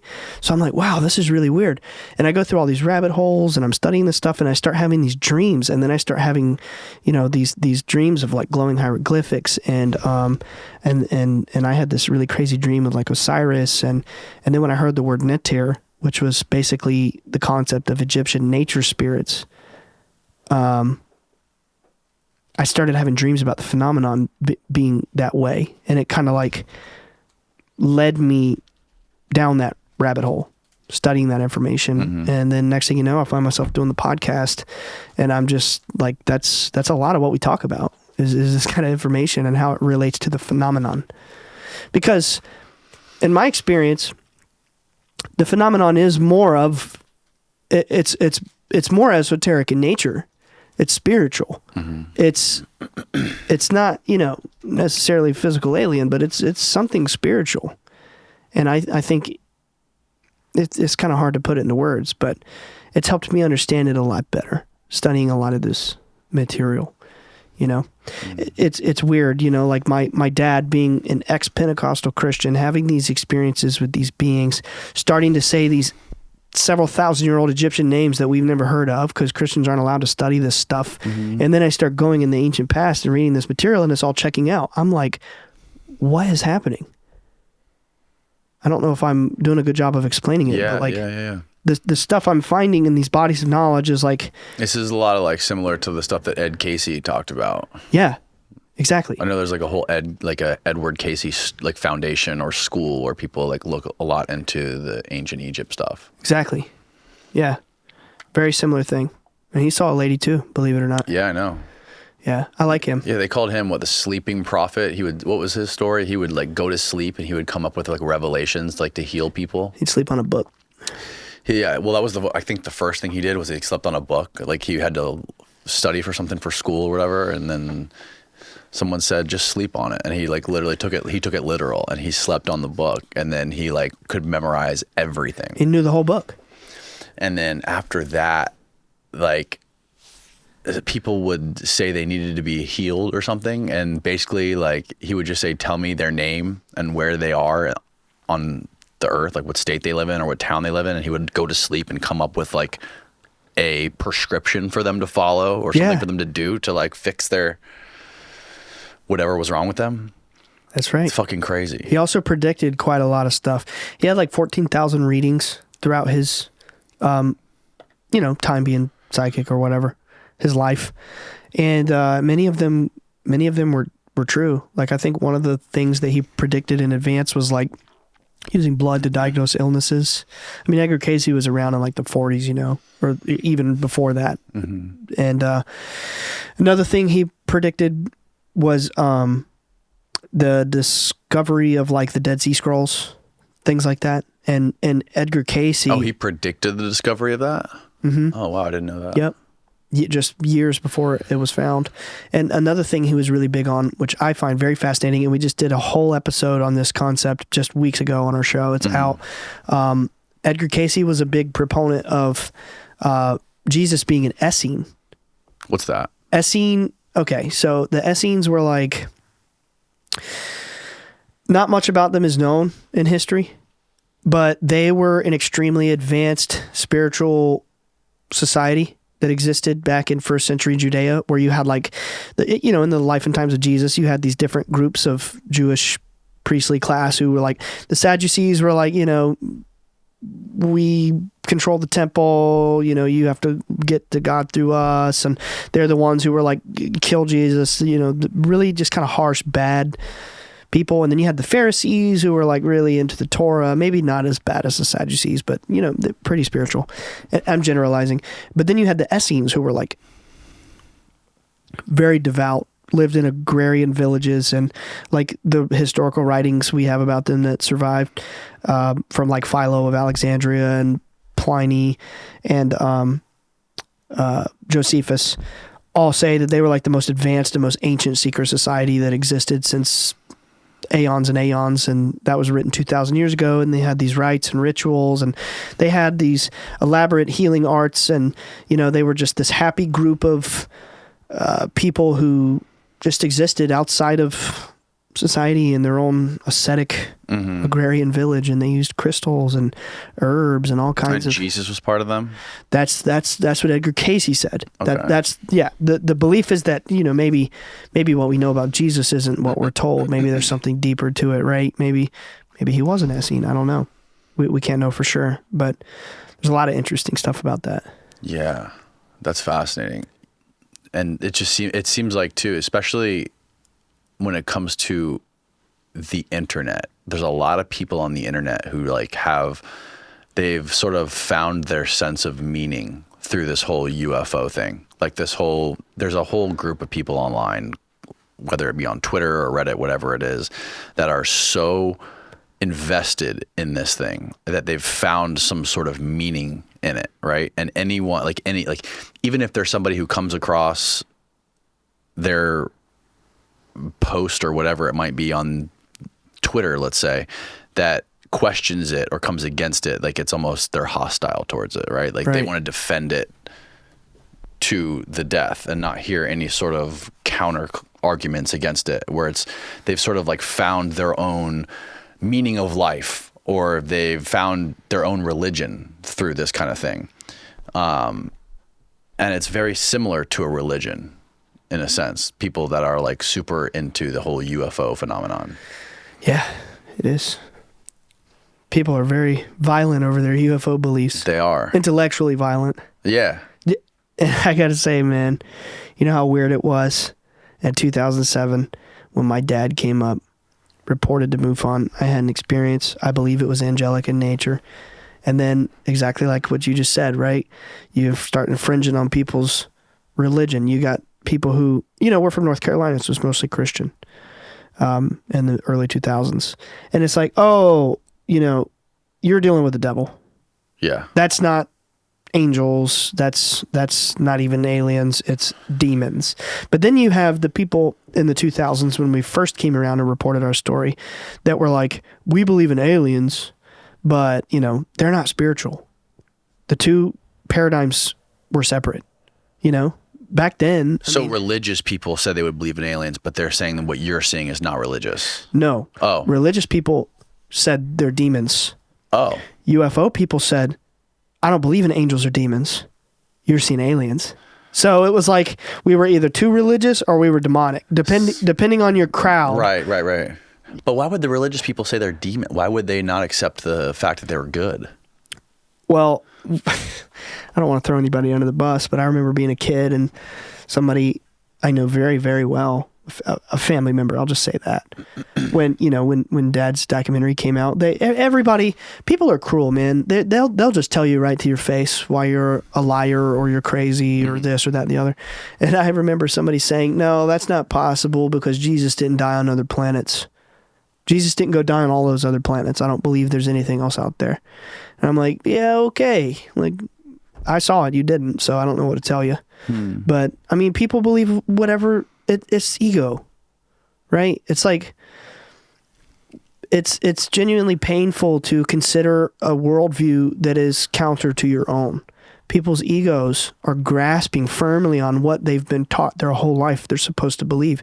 This is what I said in the beginning, Danny, is if we want to awaken, if we want to understand what's really going on here, we have to humble ourselves to higher forces. We have to understand there are things out there that are bigger than us. Well, even the Vatican has accepted the idea of aliens now. Like, I forget who it was, but somebody at the Vatican was explaining how, we can't limit, if you are religious and you believe in God and you believe in a higher creator, like, you can't limit that just to Earth, right? Like, you can't limit God's creativity just to human beings. There has to be, you have to give him the benefit of, whoever it is, the benefit of the doubt to have created something outside of what we see every day on planet Earth.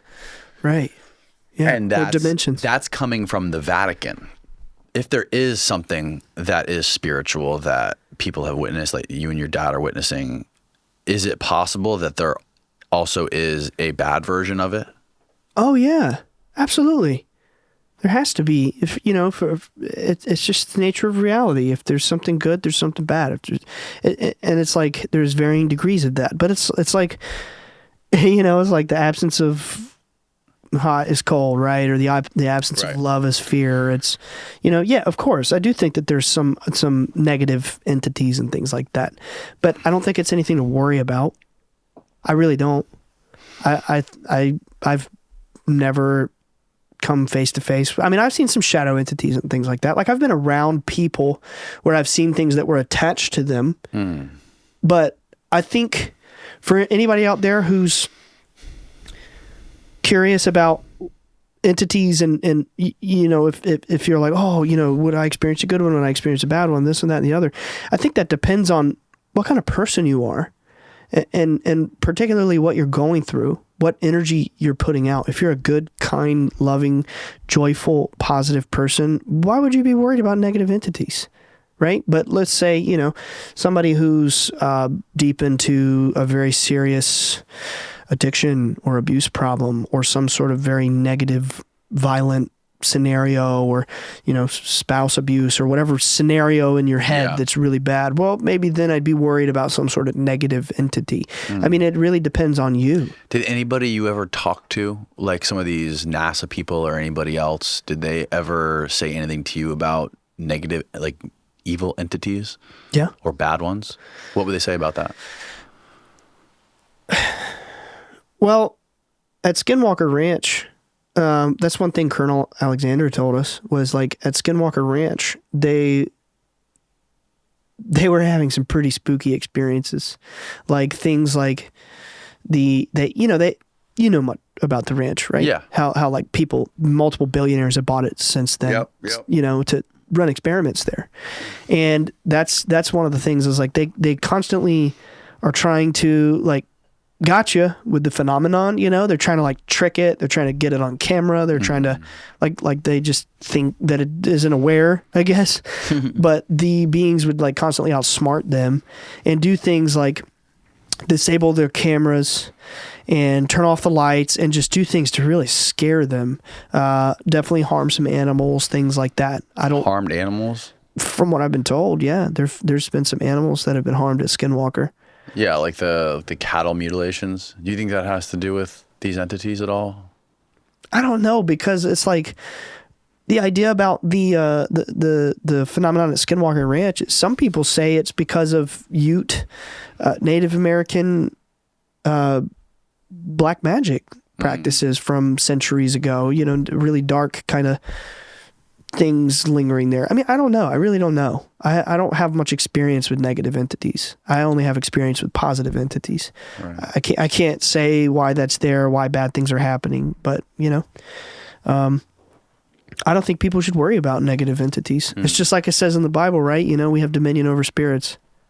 You don't have to be Christian for that to be true. I'm not Christian, but I believe it to be true. I think we have power and dominion over entities. Really? Yeah. How do we have power and dominion over them? I believe we're very special. I think we're very, very special. I think that there's a lot more to being made in the image of God than people realize. I think we are literally made in the image of God. As a matter of fact, if there was a piece of wisdom that I would love to leave with everybody, that I would love everybody to contemplate on and really study this phrase and understand what it means and where it comes from, you'll find that the Rosicrucians and even the Freemasons and all these secret societies are obsessed with this phrase because of its importance. And it's as above, so below. And it's the concept that the microcosm mirrors the macrocosm. Or in other words, if you think really hard about space, right? You think about galaxies and solar systems, how they have an inherent order to them at the highest level, right? But then you think really small and you think about the cells in your body and the atoms. They have a similar order. At every plane of reality, higher and lower on this infinite sliding scale, on this Fibonacci scale, so to speak, right? This spiral pattern, Matt. It's fractal. Reality is constantly fractal, all the way up and all the way down. And I believe that that is true in every dimension and in every plane. And I do believe that we are fractals of God, that we are all infinite sparks of God. It's like the ancient Hindus said, it's Indra's net, right?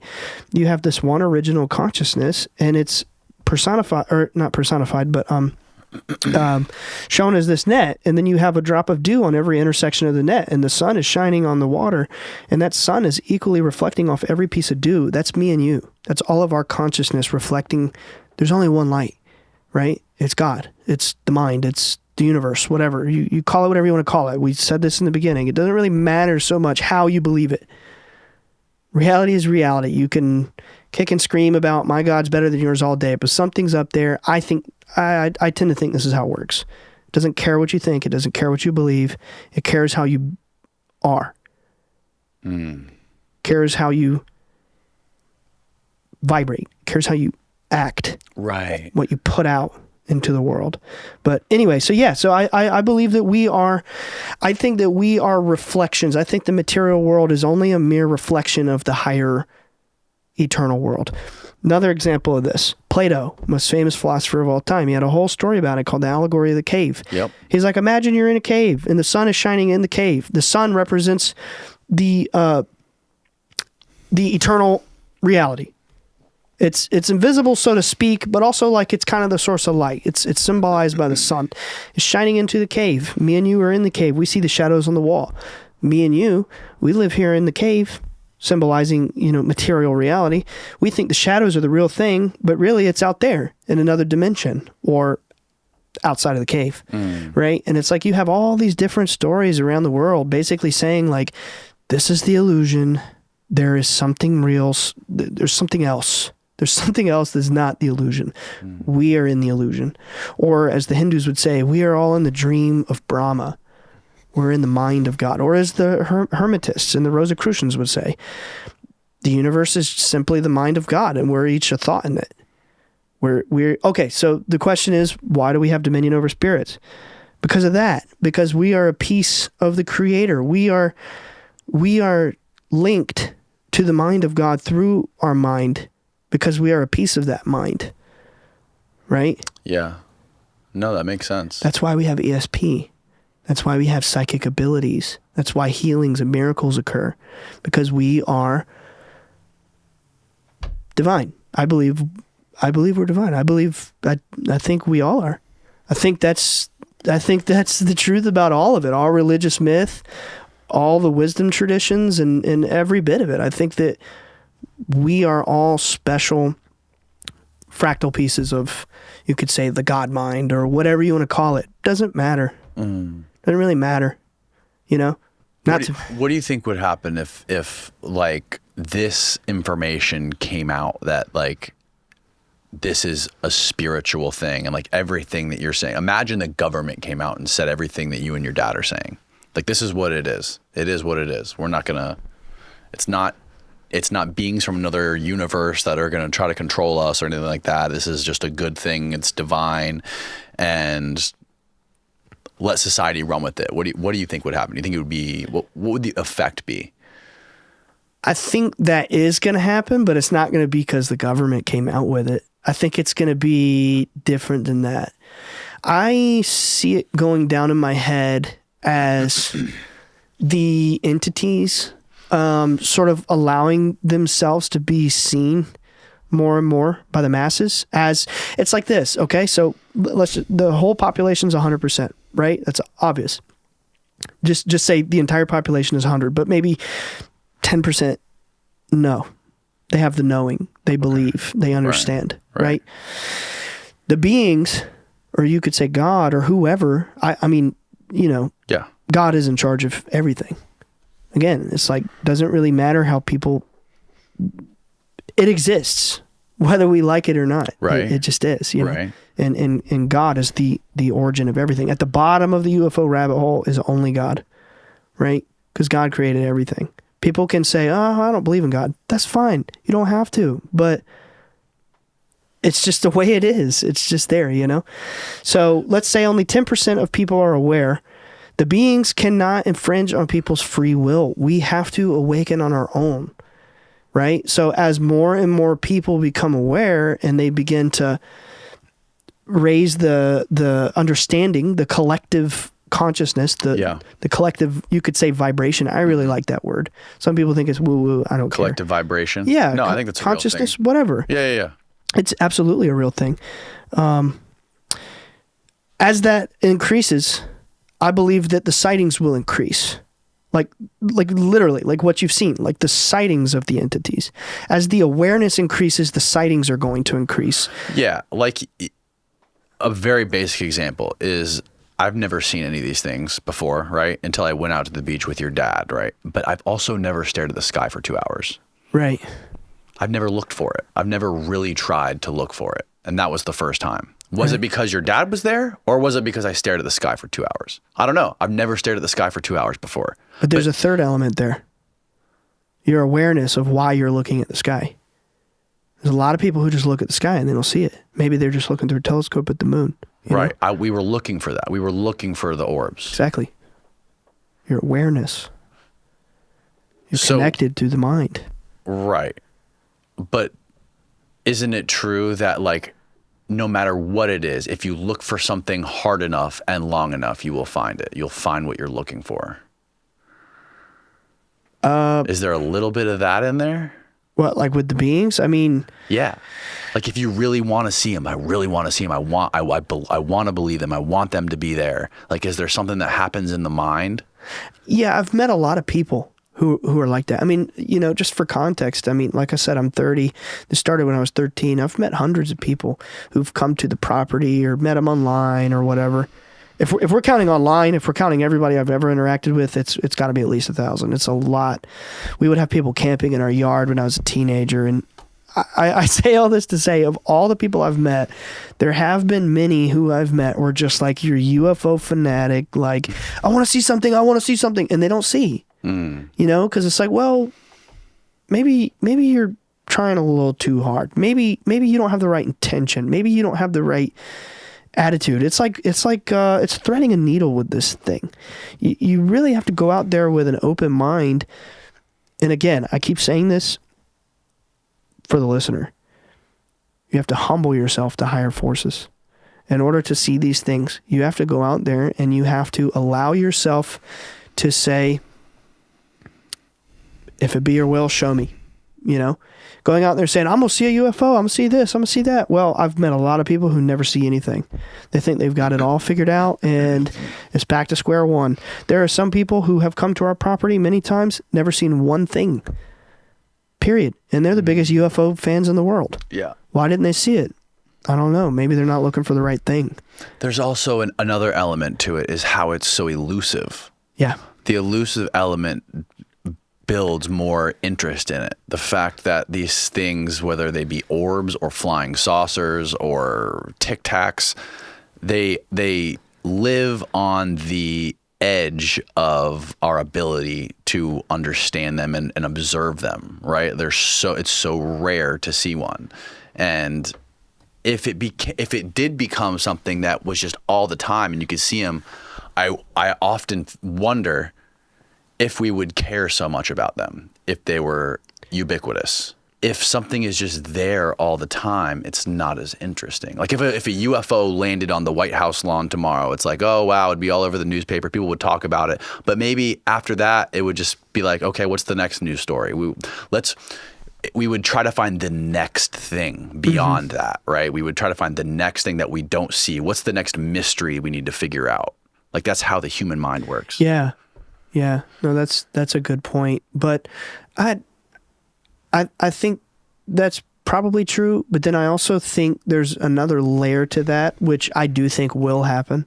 Like I genuinely think this is going to play out, and that I think we're on the positive timeline. If such a thing exists with timelines and things like that, I think we're on the positive one. I think there's a lot of doom and gloom out in the news and the media, but it's all just smoke. It's smoke. They're just blowing smoke. It's like the lady said, just dark forest trying to, make it look like it's the end of the world, but it's an act, and it can only go on so long. And yes, real tragedies are happening. Yes, real people are suffering. But the whole point is that I believe that is it's manufactured by anyway. So my point is, I do think we're on the good timeline. I do think in our lifetime it's going to play out where the masses will come around to this. Again, like it's what I was saying earlier, like as the awareness, let's say we're at 10% or whatever of the total population, they're awake. Awake meaning they know. They've seen the beings, they know, or maybe they haven't seen them, but they just know, right? As that grows, I think the sightings will grow. And I think we're going to hit a critical mass where it's going to go somewhere above 50%, where it's like it's not really an issue of free will anymore, because when the majority of the population believes, well, okay, well we can show up. You guys you're okay with it. They're not going to just infringe on the world. People always ask, they're like, well, why don't they just show up for the masses and say, we're here, we're real? They can't do that. It's infringing on free will, right? But again, so we're going to hit that point, I think. And I think that when we hit that point, we're going to hit this mass shift in consciousness where we start having leaps and bounds, quantum leaps and bounds in our understanding of reality, consciousness, the mysteries of life after death, technology. I think everything is going to change. I think we're going to very quickly shift into a much better place because our understanding of everything is going to shift. First things first, they're going to do away with the agenda of all of this scientific crap that is trying to paint this picture that we're just nothing special. It's only Darwinian evolution or only Big Bang, all this indication there is no spiritual phenomenon. I think that's going to fade away. We're going to take this old news and we're going to stop caring about it. I think it needs to stop being taught. I think the truth, I think the reality is somewhere in the middle. I think it's evolution, but I think it's through intelligence, right? I don't think it's Darwinian evolution. I think it's more so like what the Rosicrucians, and the wisdom traditions teach, that it's like God is evolving us, right? But in reality, it's like it's not just physical and biological evolution. It's the evolution of consciousness. The fact that the human body and any sort of biological life evolves is only a reflection of the evolving consciousness, right? So over time, our consciousness is evolving, and therefore, we're evolving too. The scientists are like, oh, it's Darwinian this and that, and it's evolution. That's a tiny little piece. They're looking in the corner of the room. They're not looking at the whole picture. It's consciousness evolution. There's, thinking about like what would happen if this became ubiquitous and everyone realized that, there's this whole nother reality. Like this isn't reality. We are just like a shadow of a higher dimension. And how would that affect people's lives? Well, you would think maybe people wouldn't want to wake up and go to work anymore. Maybe it would sort of like redefine meaning for people. And meaning for most people is creating some sort of identity for themselves. Like people who have a purpose in life, they wake up and when they go to work or when they do whatever they do every day, there's something behind that, whether it be making a lot of money, whether it be building some sort of legacy that outlasts them. Like if you want to talk about some sort of like symbolic immortality, that is very much tied to innovation and like humans building things and evolving things. Like when you talk about automobiles or AI or whatever it might be, human beings are at the foundational level. We create new shit. Right. And that's like what we do best. And that is what runs the entire world. That's what runs the global economy, is building and creating and manufacturing and all this stuff. And the core drive for all that is money, legacy, symbolic immortality. There's so many things that are just like at the core of human existence. And if you change that from the bottom level, saying that this is not reality, we are a shadow of some higher reality and spirit, and you get into all this, esotericism, and you're changing what it means to be a human in our reality. What is that going to do to the fabric of society and the way the world operates? Like we're no longer going to be a society or a culture that wants to make stuff or that cares about money. I don't think so, right? I think we create because we're a reflection of the creator, right? And I think if we existed in a society where we weren't designed not by, nature, but by the power structures to just be dumb, loyal workers, if that form of society went away, that meaning what it is now, we're all supposed to go to school, memorize our answers for the test and then go out and then go to college, and then get a job, and we're dumb workers. Yeah. And again, a lot of the things that define who we are and what we do is very much related to the fact that we don't live forever. Yeah. Right. That we're going to die eventually. And we have to do as much as we can while we're still alive. Yeah. But I think if this form of society went away, and I think, I know of a handful of technologies just from a couple of chats with, like CIA officers and NASA and aerospace, and people like that. I know we have very advanced technologies. And I know a couple of things, not even anything that would blow your mind. But the point is, I know that there is advanced technology. I know it. And I feel like that there have to be technologies that could change the very fabric of technology, like energy. I know they have some advanced energy systems. Time travel was indicated, although, I haven't seen any evidence of that, but it was indicated. Extreme hologram kind of stuff. High-tech batteries. I mean, you name it. There are advanced technologies. I think that there are ways that they could just create some sort of baseline level of wealth and security where, it's like if we didn't have to worry so hard about survival and bills and taxes, and we could just kind of like exist in a peaceful society, then I think we would want to create. That's the thing, though. You say, like, clearly we have some crazy high-tech shit that people don't know about. Yeah, with the military and stuff. With the military, right. And that's government. That's the thing. Like, how advanced, and is it advanced enough, or could there be some sort of enlightenment that's going to stop us from being these territorial apes that we are? Like right now, the world is based off nations that want to compete for power. Right. Right. And the more they want more people, they want more money, they want more military might, more guns. That's what the world is. That's what everything is based on. Like our entire GDP is based on war. Is based on military contractors, and that's what runs the world. So is there something technologically advanced, something that's so crazy that it's going to change all that? It's hard for me to wrap my mind around that. I think it exists. I do. I don't know that for sure, but I know that the beings told my dad that that it was written many thousands of years ago about the light winning, and that it's already happened. It's just playing out. And I do think that we're going to be the generation that gets to see the great unveiling of the mysteries of what it all means. Why are we here? Life after death, God, these beings, what is our place in the universe? I think we're going to know those things. And I think that when we do know those things, everything is going to change.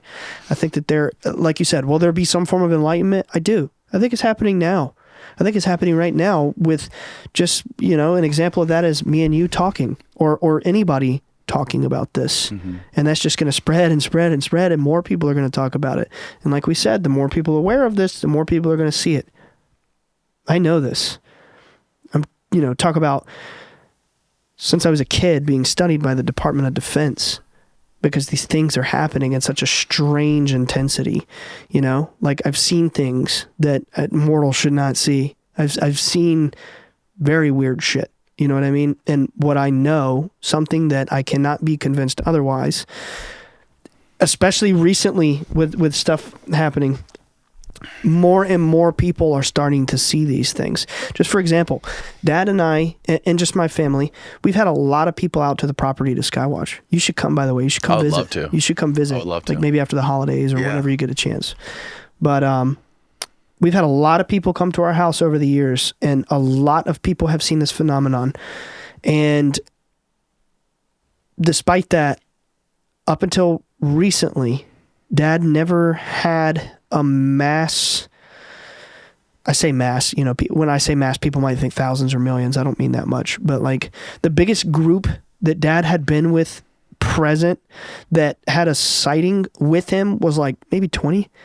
And then a couple months ago, after he published his book back in like February, and then the documentary came out in like August, and then I think it was like September or something, he went and did a book signing kind of thing at a place in North Carolina, and there were 50 to 70 people there, and they put a microphone to my dad, and they're like, "Oh, we're gonna do a skywatch led by you," and he wasn't prepared for this, and he did it.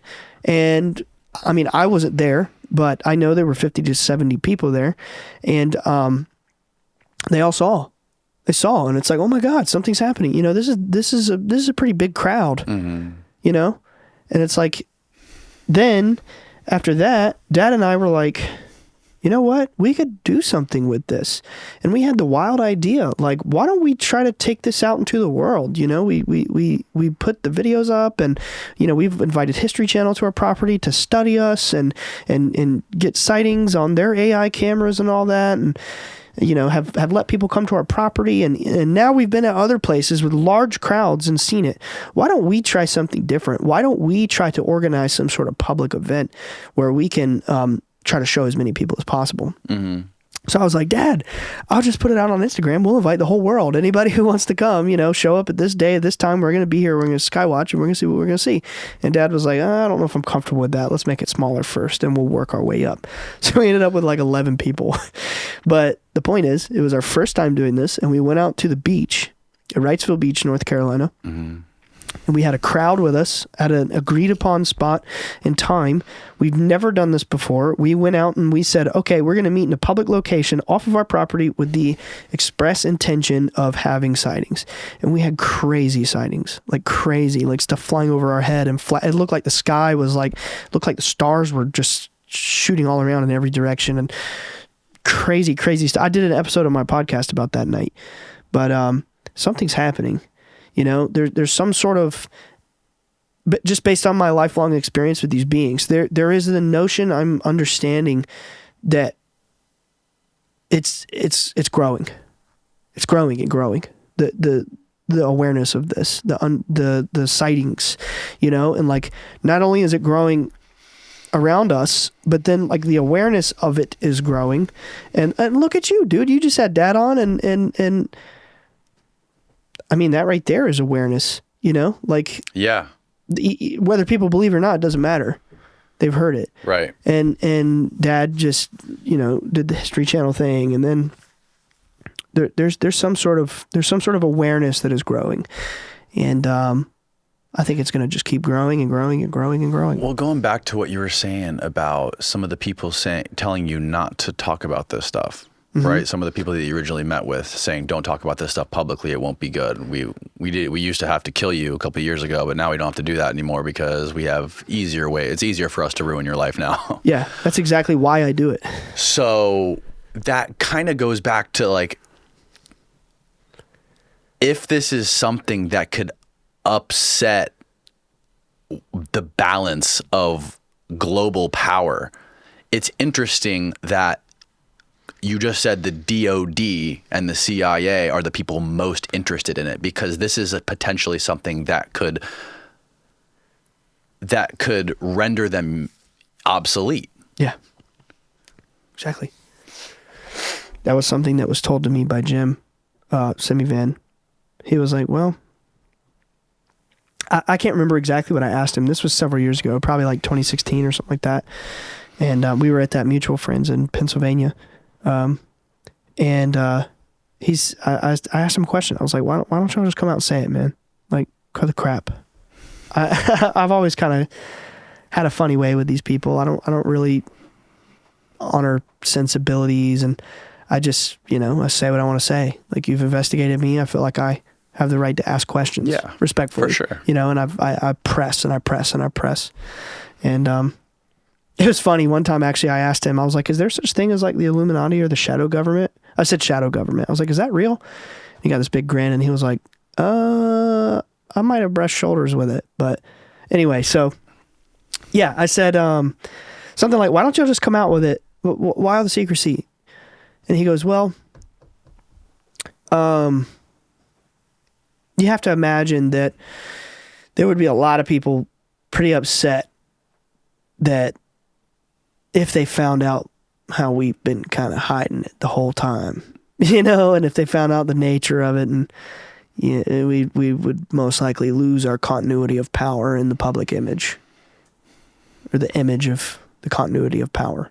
Yeah. They can't come out and be like, sorry, my bad. We've killed people over this. We've silenced them. We've abused people. Here's why we did it. I hope you forget. They're not going to do that. They're like, please go tell it for us. Yeah, that's a big can of worms. They don't want people to. They don't want people approaching the phenomenon. They don't want, exactly. It's a big can of worms. They don't want people interfacing with this. They don't want people out there looking up at the sky, connecting with it. They don't want people to connect with it at all. There's that recent bill that was passed, that whistleblower amendment. I forget. I think it was the Schumer amendment, and the Whistleblower Act was passed as a part of it. Basically, that was like whistleblower protection for people that wanted to come out and talk from private military contractors like Raytheon or Northrop Grumman or Lockheed or whatever it was. And I think Grush was protected by that Whistleblower Act, and now they're trying to reverse it and they're trying to get rid of it. And two of the congressmen that are pushing to get it kiboshed are guys that are paid for, that are like very much lobbied by Lockheed. And one of the guys is like right near Wright-Patterson Air Force Base. So it seems like what the consensus is that some of these big private aerospace companies or defense companies are trying to keep this stuff secret. And they've been doing business with the government for a long time, and there's a lot of secrets. And it seems like some of these private companies have way more control than they should have. And they're obviously, these senators and congressmen are in their pockets. Yeah. And that has a lot to do with the secrecy, I think. They're the ones that are pushing for it more so they can make more money and they can protect all those budgets. And militarize. Yeah. Yeah. You ask, you're like, who's the dark force? I mean, I'm really trying not to be blatant about it here, but I mean, we want to militarize the just generalizing, it's just, we want to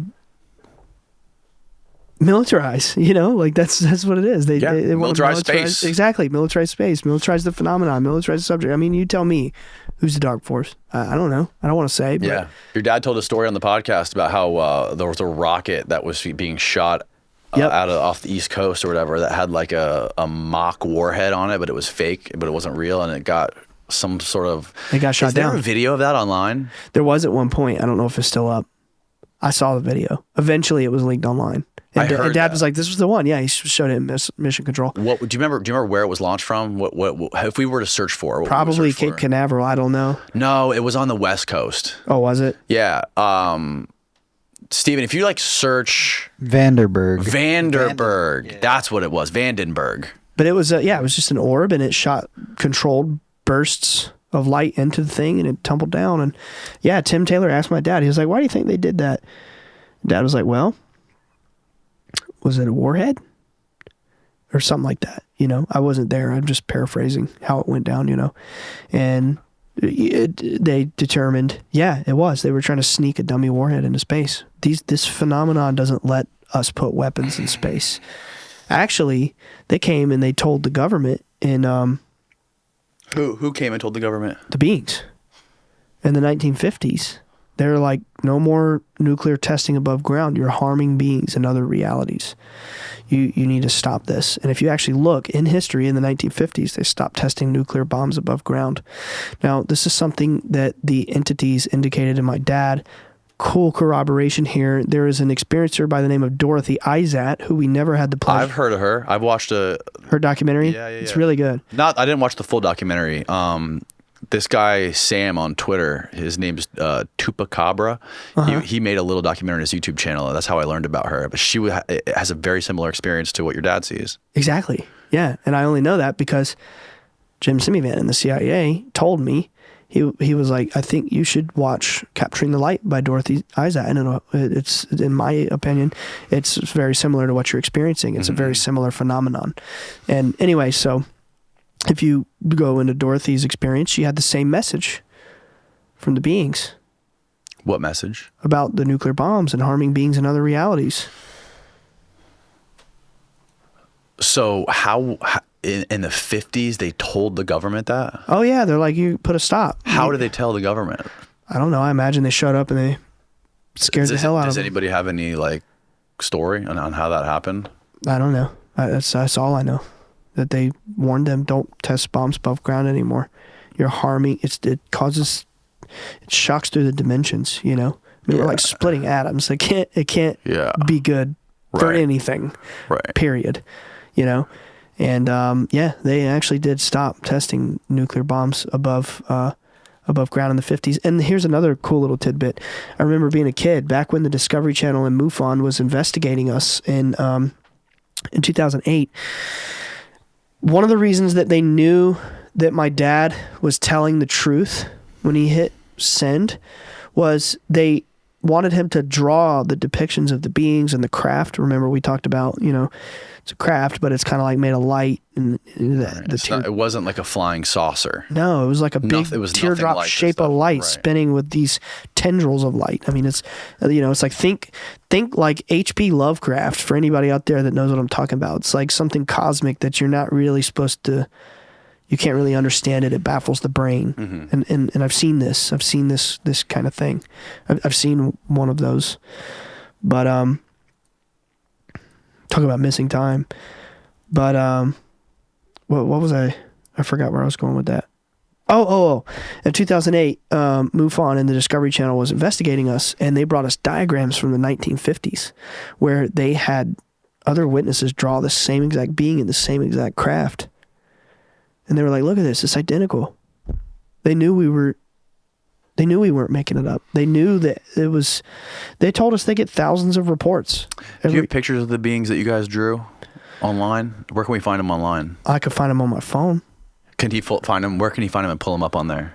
Maybe just type like Chris Bledsoe painting. Yeah. Otherwise, I could send it to you. Chris Bledsoe painting. I think you sent it to me the other day, didn't you? Uh-huh. But I also have one of the original drawings. Oh, really? Uh-huh. Google. Oh. That's the lady. Yeah, that's painted by Doug Ald. Mm-hmm. There's Dad with the brain scan. There's my dad's painting on the left. There's that. Is Go that, up. No, is that scroll the up. scary one? Scroll up. No, that is my dad's painting. That's the little one? Yep. Oh, look, that's by me. Dad painted this in 2009. Love the glyph on his I think that's my first ever tweet. Really? Yeah, I think so. That's is this funny. the scary one that was hidden in the closet? I don't know about the closet, but that's What one was in the closet? I don't remember one in the closet. I remember the scary 7-footer that was outside the window. No. Like Chris said he painted the creature, and his wife said it was so scary, get it out and put it in storage. That was the 7-foot being. Yeah, it's the other one. This is the one that my brother saw in the woods, that I saw in my room, but it was translucent. With the mechanical eyes. Yep, and that Dad saw. See the triangle on his chest, and that Dad saw in the backyard, and it was like, you don't understand. We're not here to hurt you. We're here to help you.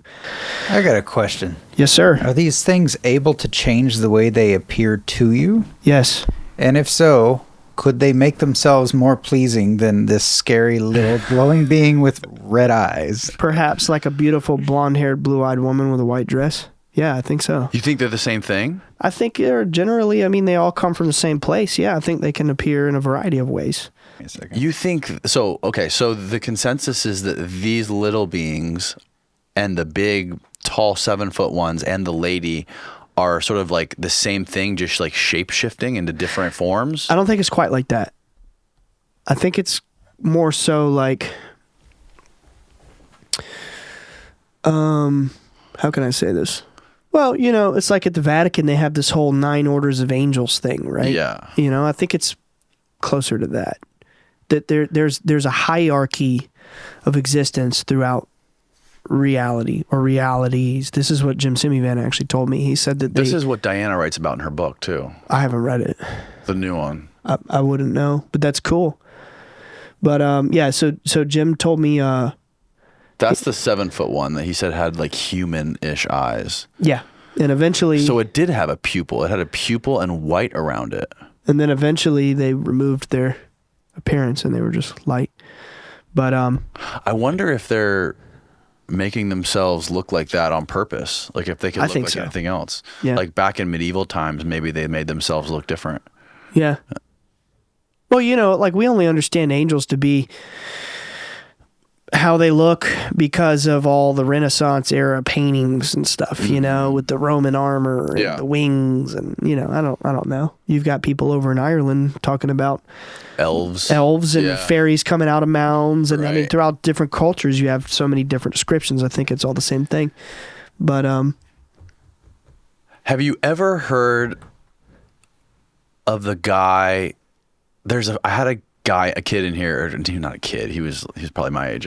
This dude who was a filmmaker, and he made a documentary about a guy in New York City called Love and Saucers. If you can Google, if you just YouTube Love and Saucers, Steve. Yeah. What was this guy's name? Really old guy, but basically his story was that he lost his virginity to an alien. David Huggins. David Huggins, that's who it is. Yes, it's an amazing documentary. wow.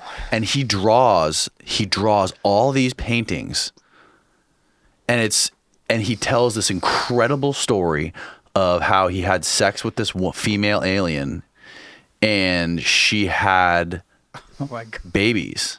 Yeah. Let's play the teaser. If you just type in Love and Saucers trailer, Yeah, yeah. Okay. it is real. I mean, it's a very well done documentary. I believe this guy is genuine. I don't believe he's telling a story. I don't think he's making this up because, yeah, there you go. David Huggins. All right, Shout here out we to David.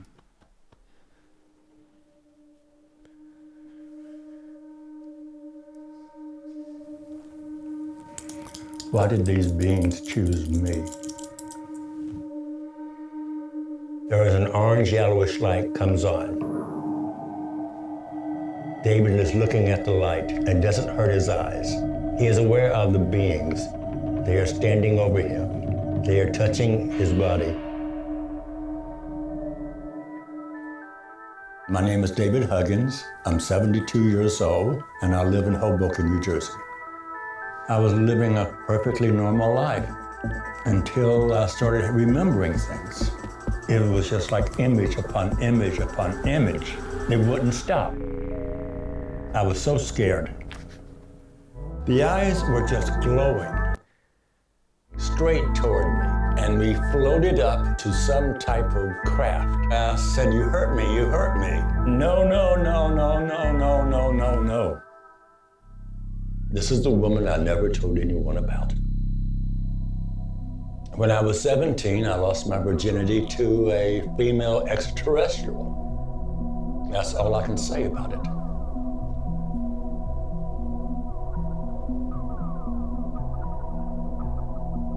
Virginity lost.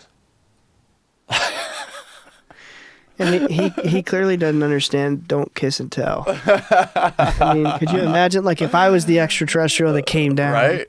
and had this encounter with him, I'd be like, dude, you're painting me and putting me, you know, That's like, why she stopped talking to him. it's got to be. Yeah.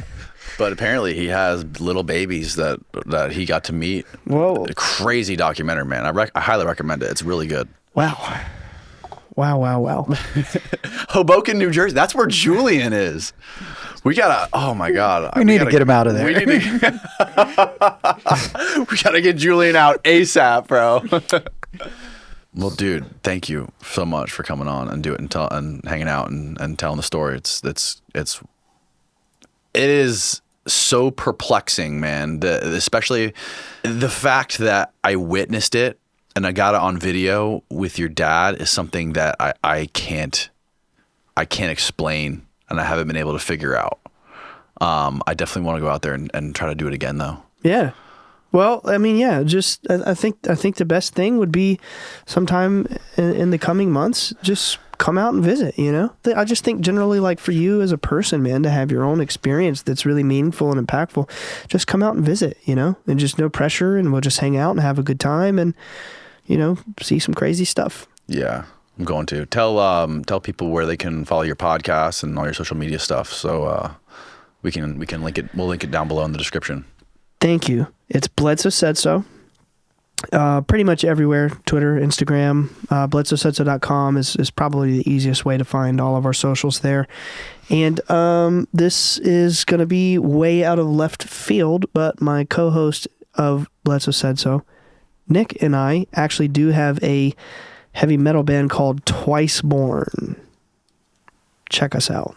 Twice Born. Twice Shit, Born. we got to listen to some of that. Twice Born. Yeah. All right, cool. Well, guess what? We're going to end this podcast and we're going to talk about some other shit, your heavy metal and some other stuff. Oh, sweet. For a couple more minutes, 10 more minutes. And if you want to watch that, go to the Patreon linked below.